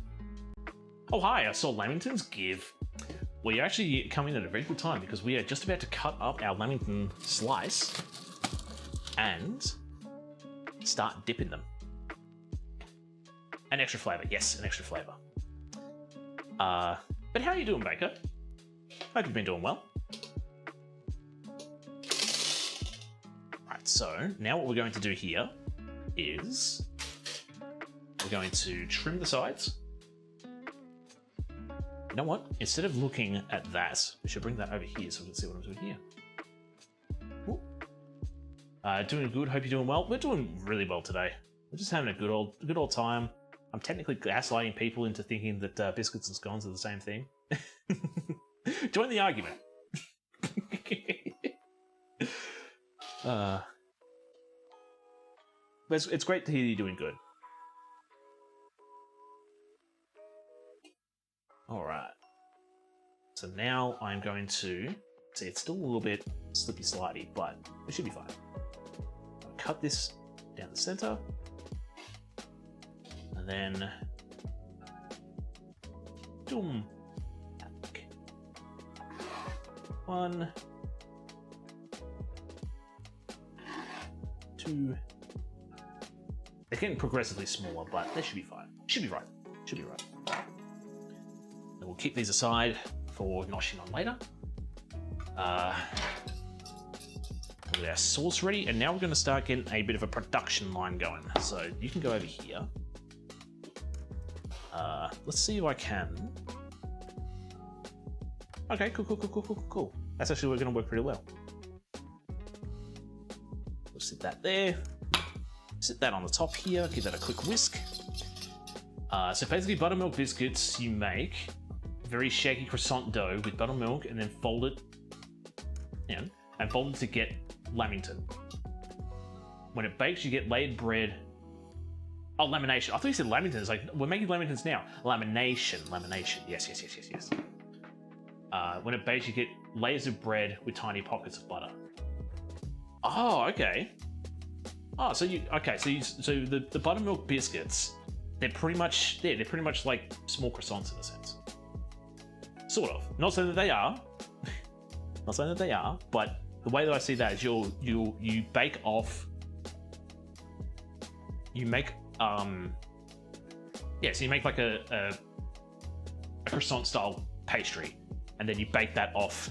Yeah, okay. Aspro! Hello. How are we doing today? We're just about to get our little hope we can see what's going on here. So, what do I need here? This one here? We'll do this one here. Should be okay. Maybe the bigger one. Maybe I need a wider. It's probably that one over there I need, but no, this one's probably going to be the best one to do. We'll do this one here. Okay. I'm currently pixel by pixel removing a border from potential for potential emote. Nice. Awesome. You're perishing? No! Don't perish! Live, Aspro, live! Hopefully this is going to be big enough. Wait a minute. I'm waiting. Yes. So I mentioned before that the dip is not on there, but I can definitely put that in the Discord. But it's like an unflavored scone mix with croissant technique. Yeah. And then you add country gravy because heart attacks are delicious. Now, I do need to do some other things here too. Hang on. So this is where the production line's going to get a little bit tricky and messy. So I'll sit that over in the corner there. Might take. Now, how are we going to do this? I don't want to hang this over too much, but we're going to have to for now. So that there. I need one tray. Oh, a bunch of other things fell off, didn't they? Yep. Okay. One tray with some baking paper.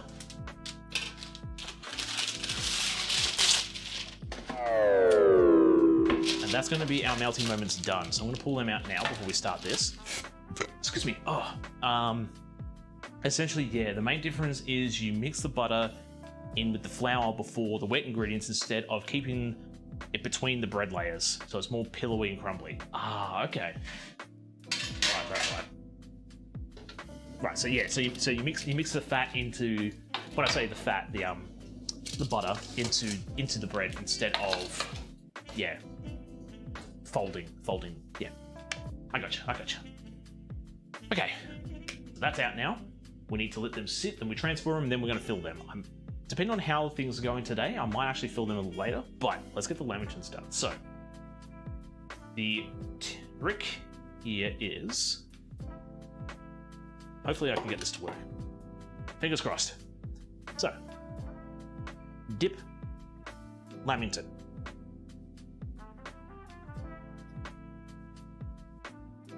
You want to try, use the other hand. I need a bigger bowl for this.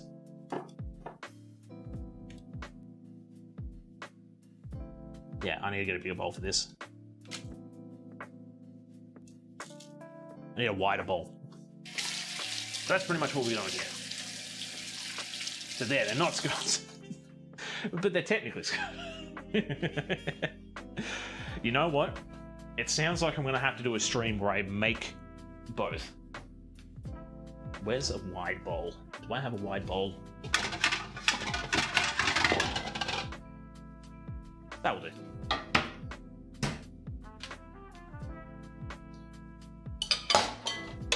That there. Alright, let's try this again. So, next part of the debate, I think scones should be dry and require a beverage. I don't like cakey scones. Save that for muffins, please. Now that I could get behind. I could get behind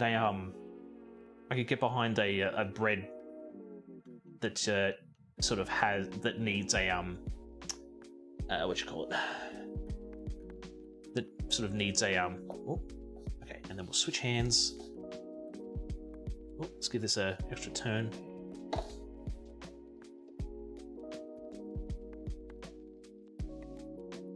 There we go. Now we're sort of getting there. Yeah. So the idea is you want to try keep one hand free from the coconut. And then over like so. And there we can use this one here too. It's very messy, and the idea is to have a butt ton of coconut so you don't have to worry about doing what I'm doing here. I probably should have bought some more desiccated coconut, but still. I might be a coffee fiend, so this would be a good source of point of view. So from what I've been told, scones are very, well, not scones. Stop gaslighting these people, TC. They're nice people. Biscuits seem to be a savory style treat. So maybe that was the way. Is that the way? Maybe. They sound to be like a savory style treat. So it sounds like something you need to have with like a gravy. So I'm definitely understand that you need it with a source of liquid, but does it need to be coffee? Can it be gravy? Can it be some kind of sauce? Then that one there, come on.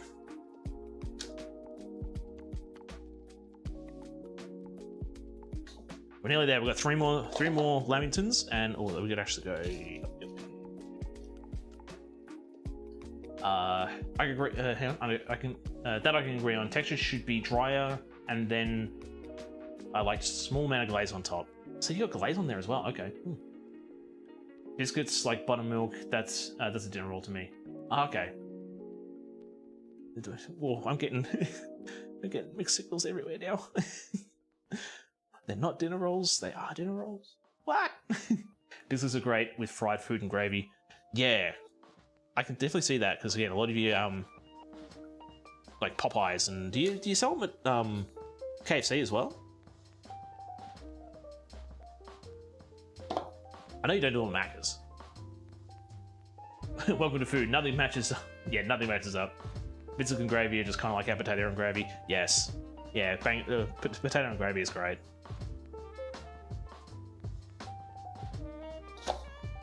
I'm just gonna have enough coconut for this. Just enough. Please, just work. Yeah, so what you would do here is you have a lot more coconut than required, so you don't have to sort of try drag out the bottom.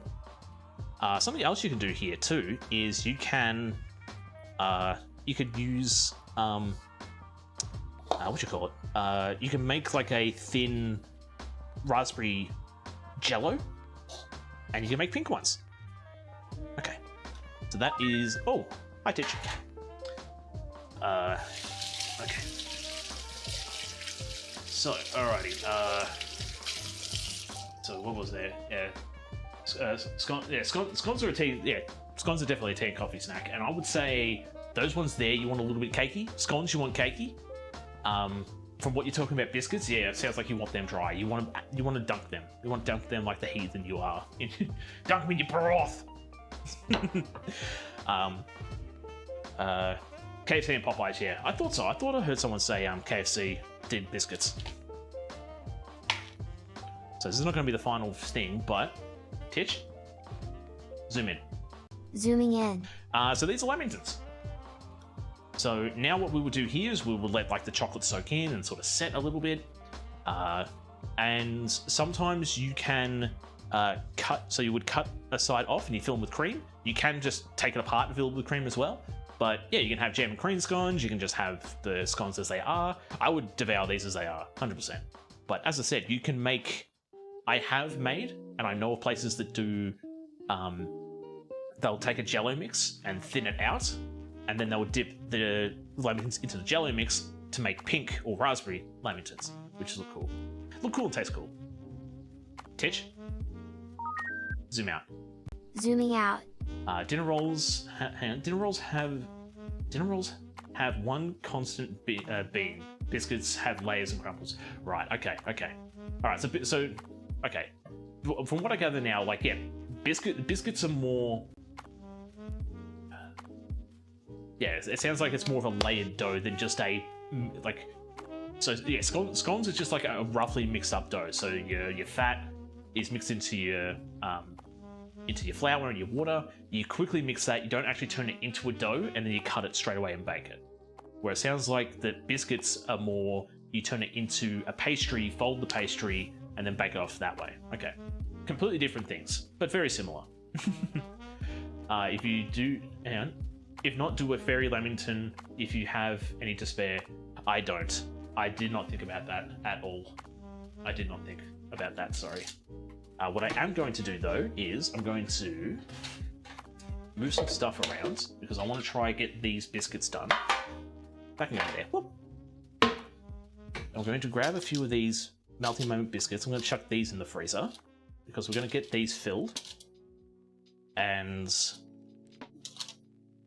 I was going to say, I haven't... Yeah, I'm going to chuck these in the freezer, let them cool down, because we're going to get these filled quickly as well. Confuse the Australian! No, that's my job. My job is to confuse the foreigners. I'm supposed to confuse you about this day. It's my day! I don't know if you're familiar with the concept of Seoul's Southern comfort food, but biscuits are intrinsically tied to Southern Black culture. I think I've heard of that. I've definitely heard of, I've heard of Southern and soul food. Yes, Lamingtons. I definitely have heard of soul food. I've definitely heard about soul food. Because Southern soul food, one of the things you've got is white gravy, which I thought was just a roux. I thought it was just like a white roux, but no, white gravy is something it's a completely different beast itself. Yummy squares. They are yummy squares. Exactly, yes. Biscuits also use no eggs. I don't think you use eggs in scones either. I don't think you do. You might. I don't think you do though. But I could be wrong. I don't think I've ever used eggs in my scones. But then again, I could have, and I could just be misremembering because it's been a long time since I've actually made a scone. But still, I've got to gaslight you back. Well, that's why that's how you do it. Fight fire with fire. Gaslight, gatekeep, girl boss. Let's do it. Despite the fact that American is one place, it's technically 50 tiny countries, so food is very diverse and regional. That is very true. That is very true. Like, you got a lot of Cajun style foods down in the south.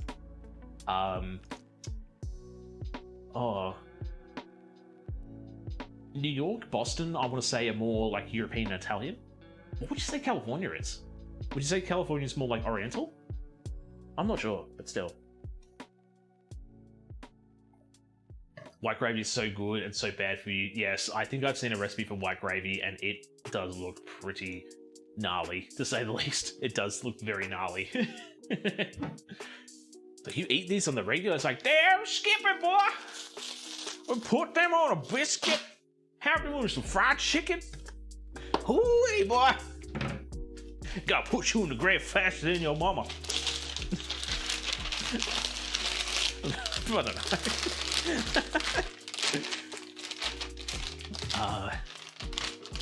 know. Do you know where the name Cajun comes from? Cajun is French, isn't it? Because that's the thing that really baffles me. Like, it's the South, and you got Cajun spices, but I'm pretty sure, isn't Cajun French? Or am I thinking somewhere else? Yeah, I might be misremembering though. But I miss Missouri, St. Louis. So you're Missouri, St. Louis. So I thought you said you miss Missouri. Okay, I was wrong. Mexican. Yeah, I thought that's right, Mexican, because it's actually more close to the border than I realized. But so my food genre is Midwest and Southern combined. So what kind of food do you get out of that? Midwest and Southern. Because yeah, Southern would be like Cajun and it's like a lot of deep fried and white gravy. But what would Midwest be? Cajun is very French inspired. Yeah, I thought so. I thought it was French. Because I swear I saw something. I saw like a TV show or a movie or something and they were talking about Cajun, and then somebody started speaking French, or they talked about being tied to French relations. And it's like, oh, okay. I thought the Cajun was just like, honestly, I thought Cajun was like Jamaican. I thought like Cajun spices were more Jamaican, but no, apparently it's French. But then again, it could be like a mix of French and Jamaican. Could be, yeah. Jamaican is Jamaican, yes. Y'all are Jamaican. Because Jamaican me crazy. Those look delicious. Thanks, Bellissima. They do taste amazing. I don't actually need to eat these to tell you my thoughts.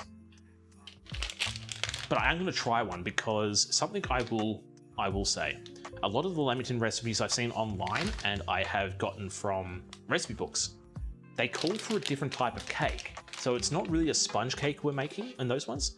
It's something close to a sponge, but also close to a butter cake. And the texture is wrong. A lamington should be a really soft, spongy cake that's been dipped in chocolate sauce. Because the idea is the chocolate sauce is supposed to soak into the lamington and have like this nice layer of chocolate around the outside. And when you got it with these butter cakes, it's just a little bit dense. So that's why I said, you know what, I'm going to find an actual sponge recipe and then adapt it into a lamington. But still, I see you, Kev. How we doing? I probably could have made this a bit thinner, but it should be fine. So okay, so Cajun is very French inspired. It was actually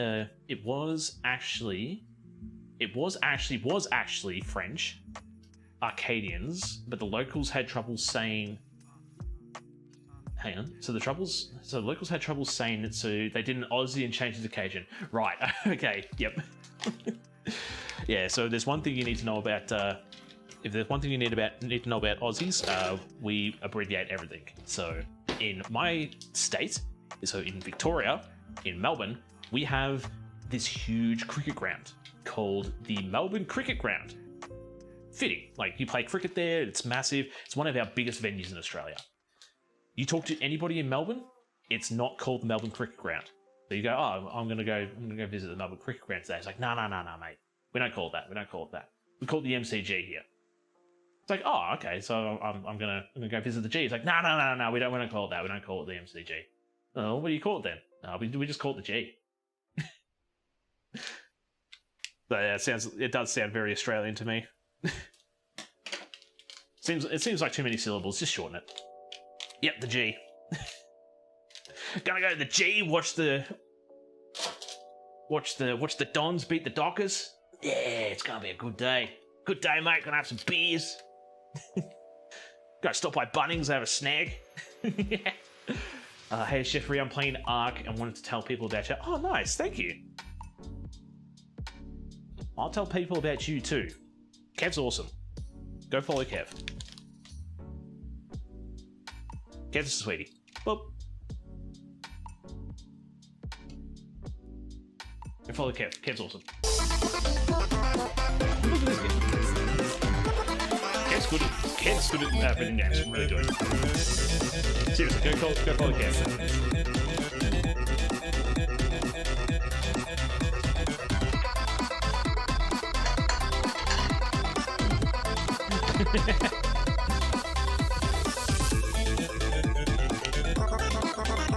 Look at his focus.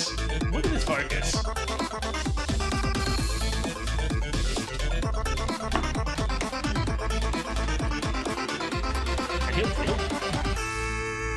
Come on, Sans. Easy peasy, baby. Yeah, look at that. Get excited.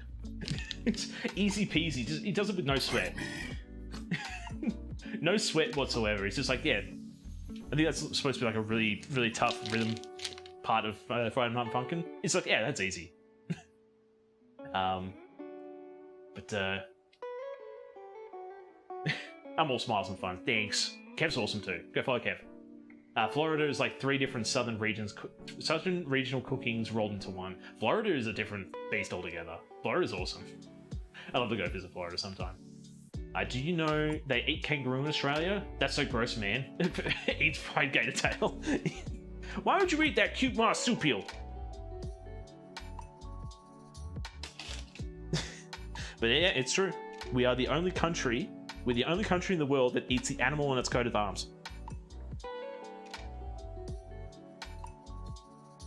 Fun fact. You want to know another fun fact about the coat of arms? You want to know why we have the emu and the kangaroo on the coat of arms? I eat kangaroo. They look muscly and lean. Their meat is very tough. It's a very tough meat. You need to cook it very precisely or it doesn't taste very good, but it's pretty good. It's pretty good. But yeah, we eat kangaroo, we eat emu, we eat camel, we eat crocodile. I'm sure there's people out there who've probably eaten koala in the past. Not anymore because they're somewhat of a dangerous species, but it happened. But yeah, the fun fact with the coat of arms, why we have the emu and the kangaroo, from what my knowledge is, these two animals can't walk backwards. So they're supposed to symbolize and represent the fact that we will not back down. As an Australian, we will not back down. Just like the kangaroo and the emu, we will not back down because we can't. Because we physically can't back down.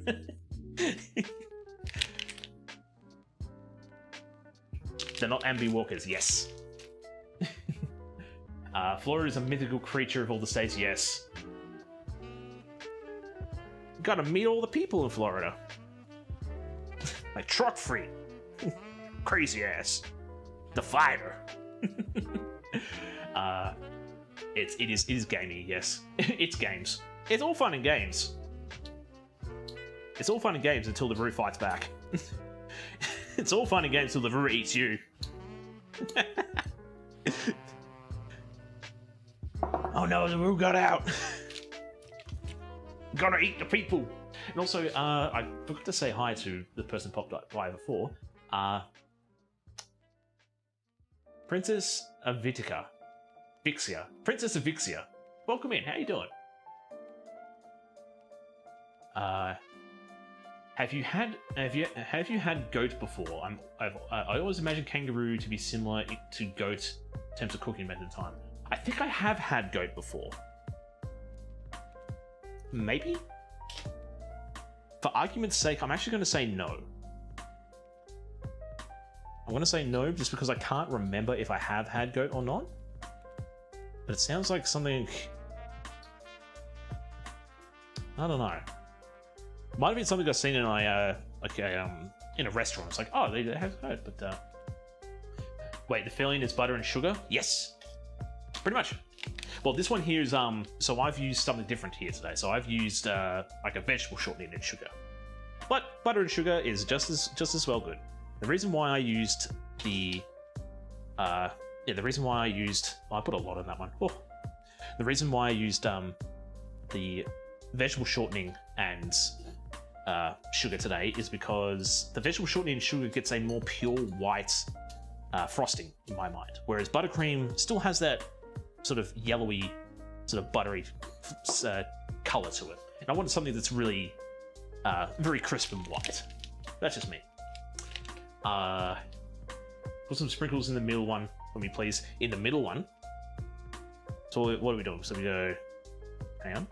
I've got an idea.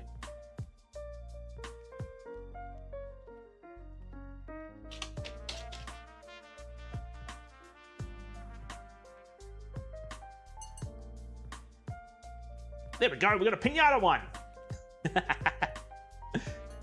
The pinata yo-yo. So, also to point out as well, so these biscuits here, when they're not fairy bread related, they don't have the sprinkles around the outside, they don't have the sprinkles in the inside. So the melting moments themselves is just exactly what we made, minus the sprinkles. But I saw this recipe a while ago, and I was like, oh, that sounds very Australian, I want to make that. And what better day than today? So the reason that we don't... Hang on, the reason we don't eat little penguins is because their meat is terribly oily and not tasty. Yes. Yeah, we don't eat them because they're just not good eating. It tastes completely different, but not sure on the cooking. Yeah, goat is fine. Yeah, I've got nothing against eating goat, but I mean, I've had rabbit before. I've had it in a pie actually. Tastes pretty good. But yes, the Blue flavor. Haradindi has requested you hydrate. Yes, I shall do that. Also catch up on chat a little bit. Yeah, flavor. I'm not assuming similar, but with the needing a longer time to cook to get it tender, I would say so. Yeah, if goat is sort of a tough and tender meat, then kangaroo is sort of the same as well. But I did the sprinkles in the center, so I didn't dip it in the center, but I got a pinata one for you. It's all good. We eat most meats here, yeah. We eat most meats here.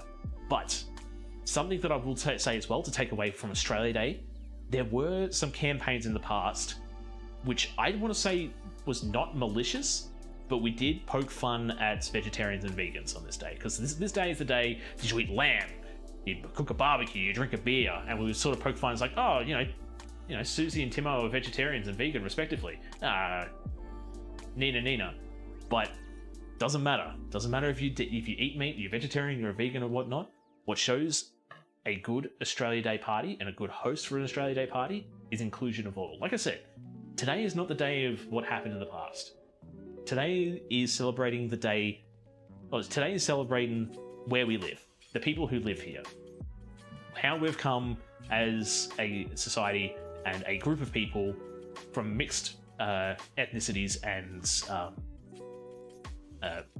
backgrounds, if you will. We celebrate how awesome of a people we are, and yeah, and just mateship in general. But as a group of mates, we do pick fun at each other. But still, man is single-handedly defending all of Australia. Someone's got to do it. Sam Kegovich hasn't been on the TV in years. Someone needs to pick up the mantle, and I'm willing to pick up that mantle for selfish reasons. How's it compared to duck? Duck's pretty good. Ultima! Hello, this is the food police. This food has been deemed too delicious. I have to compensate them all. No! You didn't put your lights on. I don't believe you're the police.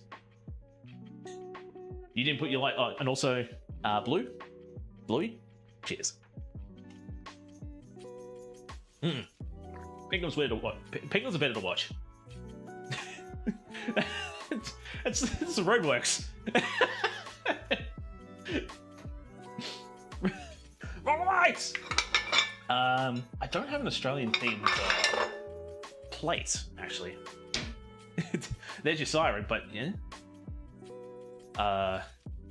Wait, you can eat penguin? You can eat penguin in Parachillin Hotel in South Australia? What? Is that serious? Oh, I'd love to try a feral mixed grill. That would be pretty cool. Just get all of them. Just get everything. Rabbit. Possum.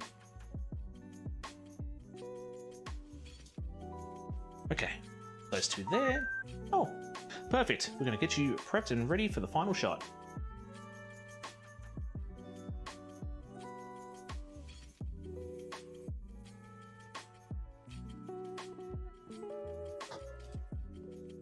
For the clip. Oh. I could do that. I mean, summer is here, and any excuse to do a stream on the barbecue is definitely something I will do.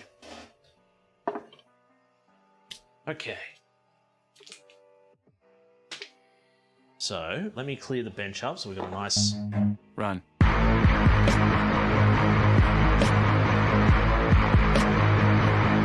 It's the Bow!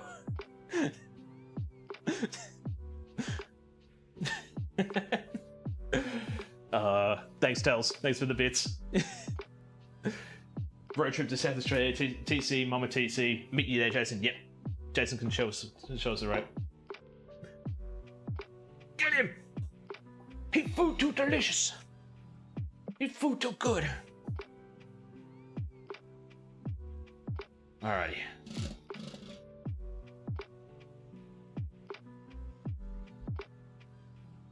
Stove camera off. Deactivating stove camera. Titch. Zoom in. Zooming in. So here's our Australia Day cook-up or bake-up for today. So we have good old classic lamingtons. And we have fairy bread yo-yos, or melting moments, if you will. So yeah. I'm going to have some. I want some. I know. I wish I could send them through the stream. I wish I could just... Nom nom nom nom nom nom nom nom nom. Eat. Eat, my friends. Eat, you look a thing. Ditch. Zoom out. Zooming out. Yes. Eat. Eat, my friends. Now it's this thing making me think of the... Where's Willy Wonka's TV technology? I know. I've only had a Lamington macaron. I want to try the actual dessert. Lamington macaron. Okay, that's a very interesting concept. You might have to explain to me, like, the inner goings of the Lamington macaron, because... how would you do the flavouring? Would it just be chocolate and coconut? Because that's pretty much... Wait, mate! Yeah, what, mate? Mate, all you want? You want some of my Lamingtons? You want some of my yo-yos? Oh, mate, they're yours. Just take your shoes off at the door, right? Don't want to tread any mud around the place, right?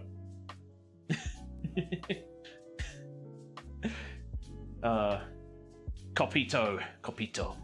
Welcome in. How are we doing today? Hope we're doing well. You what, mate? There's actually a southern yo-yo, but it doesn't show up in Google, so Australia owns the copyright. We got it. We got it, people. Hear that? Hear that, Australia? We got the yo-yo. But yeah, it's pretty much a melting moment. But man, with all due respect, fairy bread sucks. And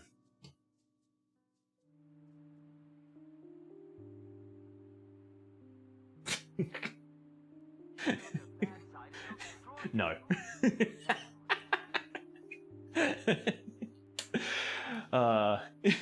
Instaban.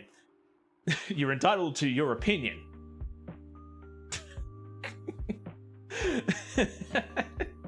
But seriously, if you're not a big fan, of fairy bread, that's cool. That's cool. I love it. I absolutely love it myself. But fairy bread's awesome in my mind. But it's not everybody's cup of tea. And on a day like today, we accept your opinion. We accept your decisions. We accept the way you are. Ours is 2 chocolate chip cookies, buttercream in the middle, and then dipped in chocolate. Nearly identical.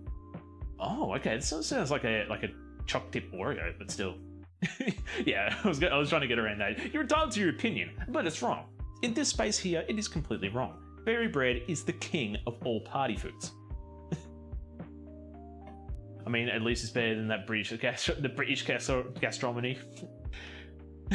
I mean, that is true, but it had to start somewhere. Like,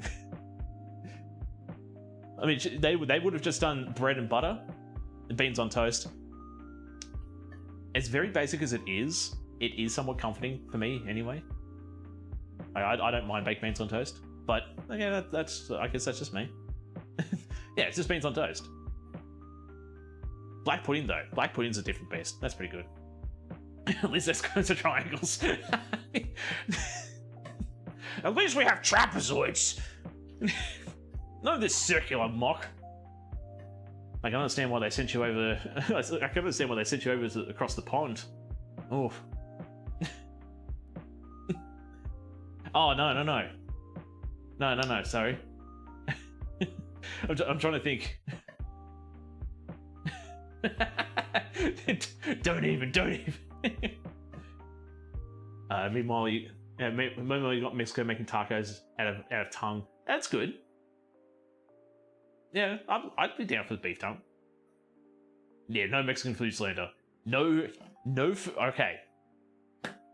There's a couple of rules on my channel.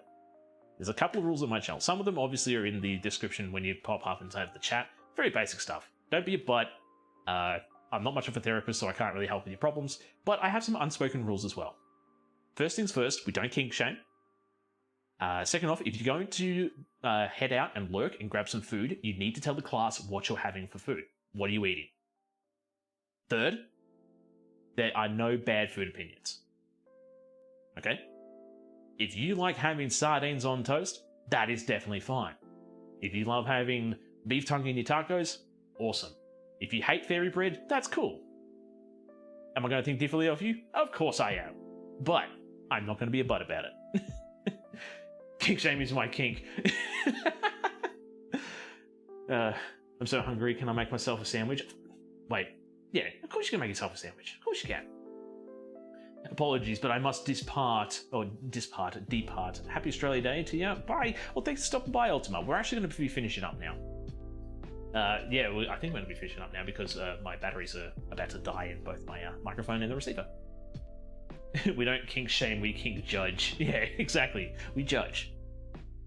Is this kink deemed worthy of this stream? It is approved. Because I know there's a lot of people who say, ew, furries, and it's like, hey, we're a little bit furry, okay? You like Playboy bunnies? You're a furry, okay? Don't at me. This food is a solid 8 out of 10. Thank you. I would love a perfect mark, but I'm still happy with that. That's at least an A. That's at least an A on my behalf. Now, something I will do, I'm going to try this. Shout out to fans in Argentina.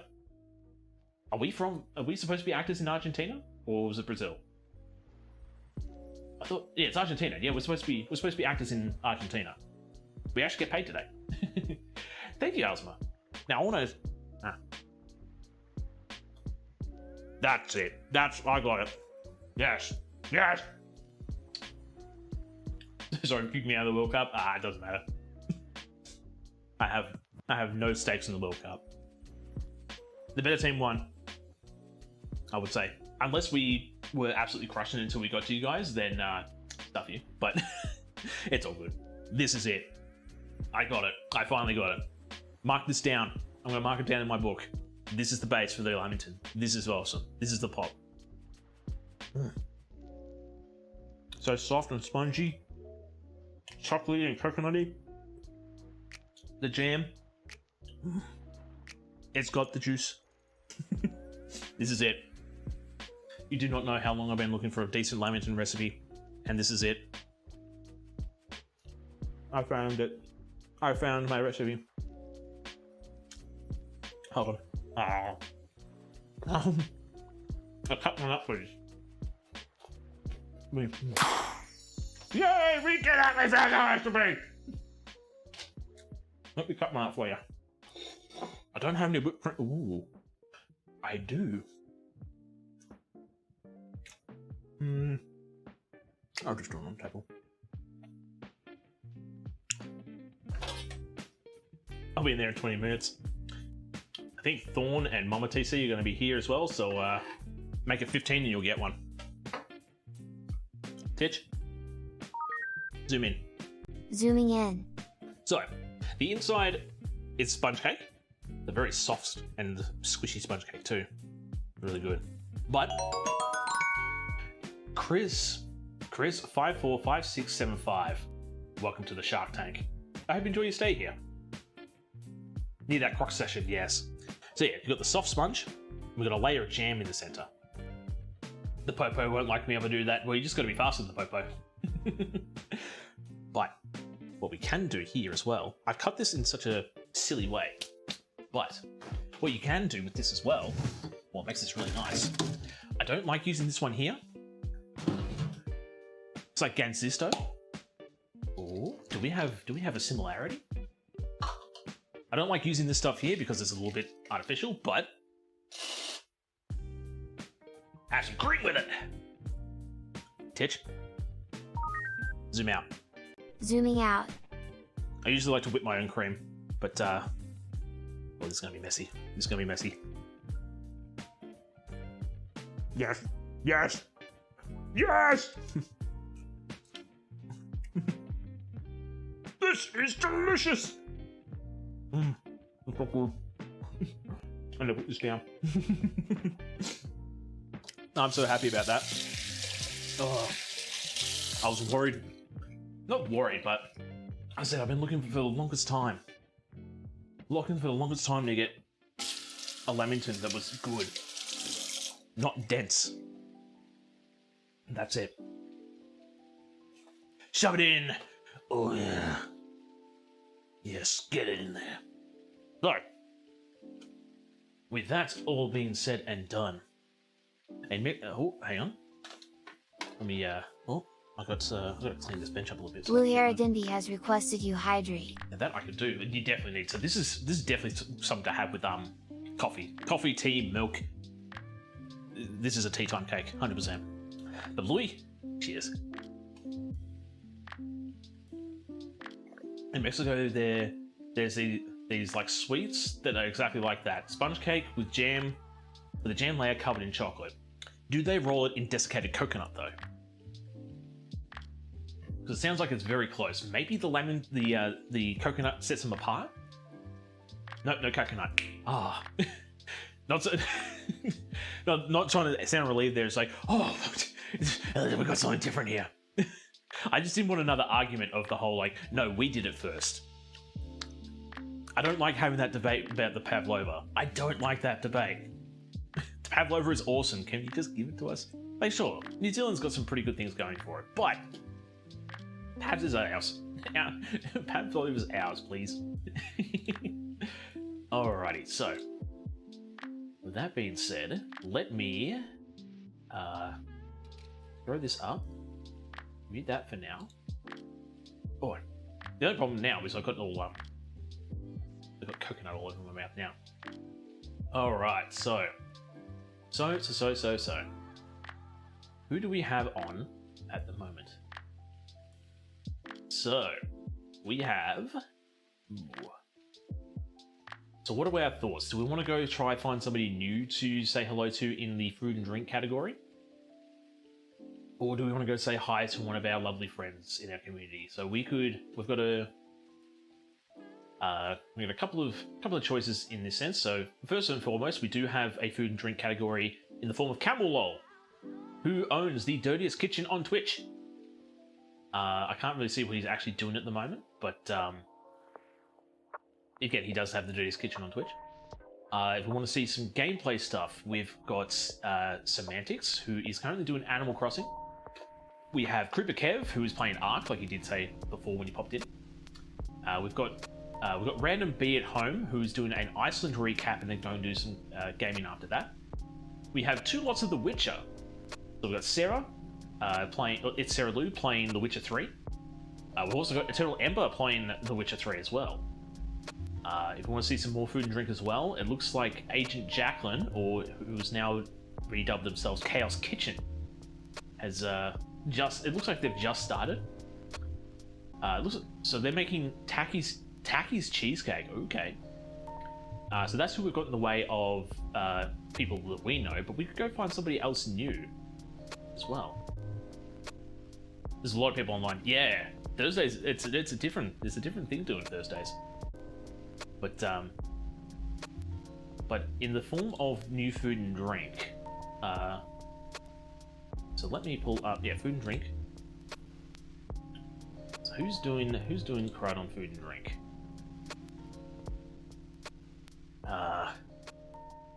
What do we have? We've got somebody making cocktails.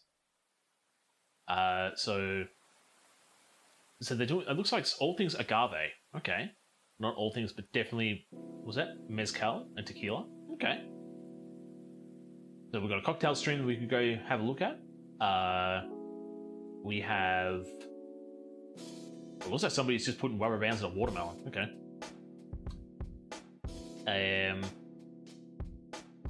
Yeah, we've got the Dirtiest Kitchen on Twitch.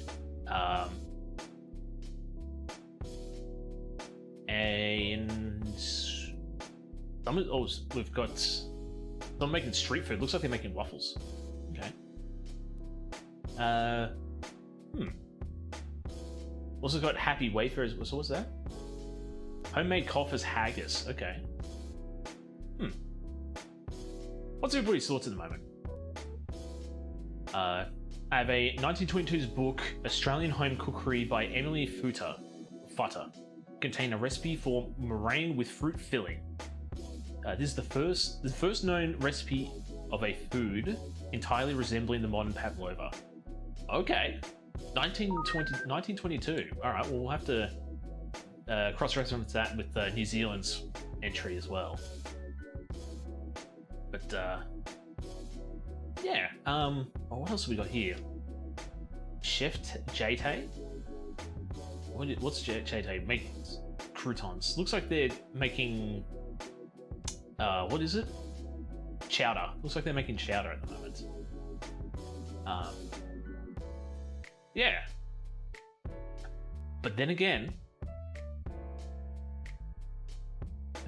we do have. Let me pull you up. Let's have a look at you. I just saw. There's another Aussie online. Somebody is making an Aussie. What is it? An Aussie themed suitcase out of cake. I'm a professional cake designer, streaming her process for anyone interested in seeing.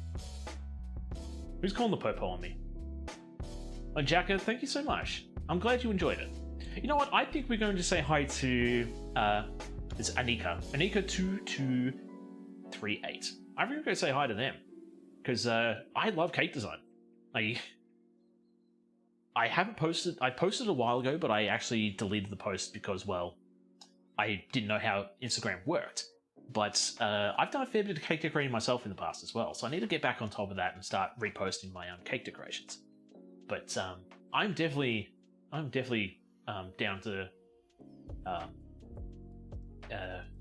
go say hi to a fellow Aussie and a fellow cake designer in that sense. So I reckon we go say hi to Anika. I reckon we do that.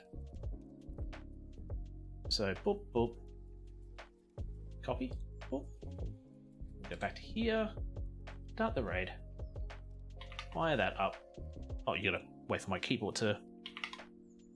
Yeah, we'll do that one there. Alright, so. Have a good day and remember you were wrong. No, you're wrong.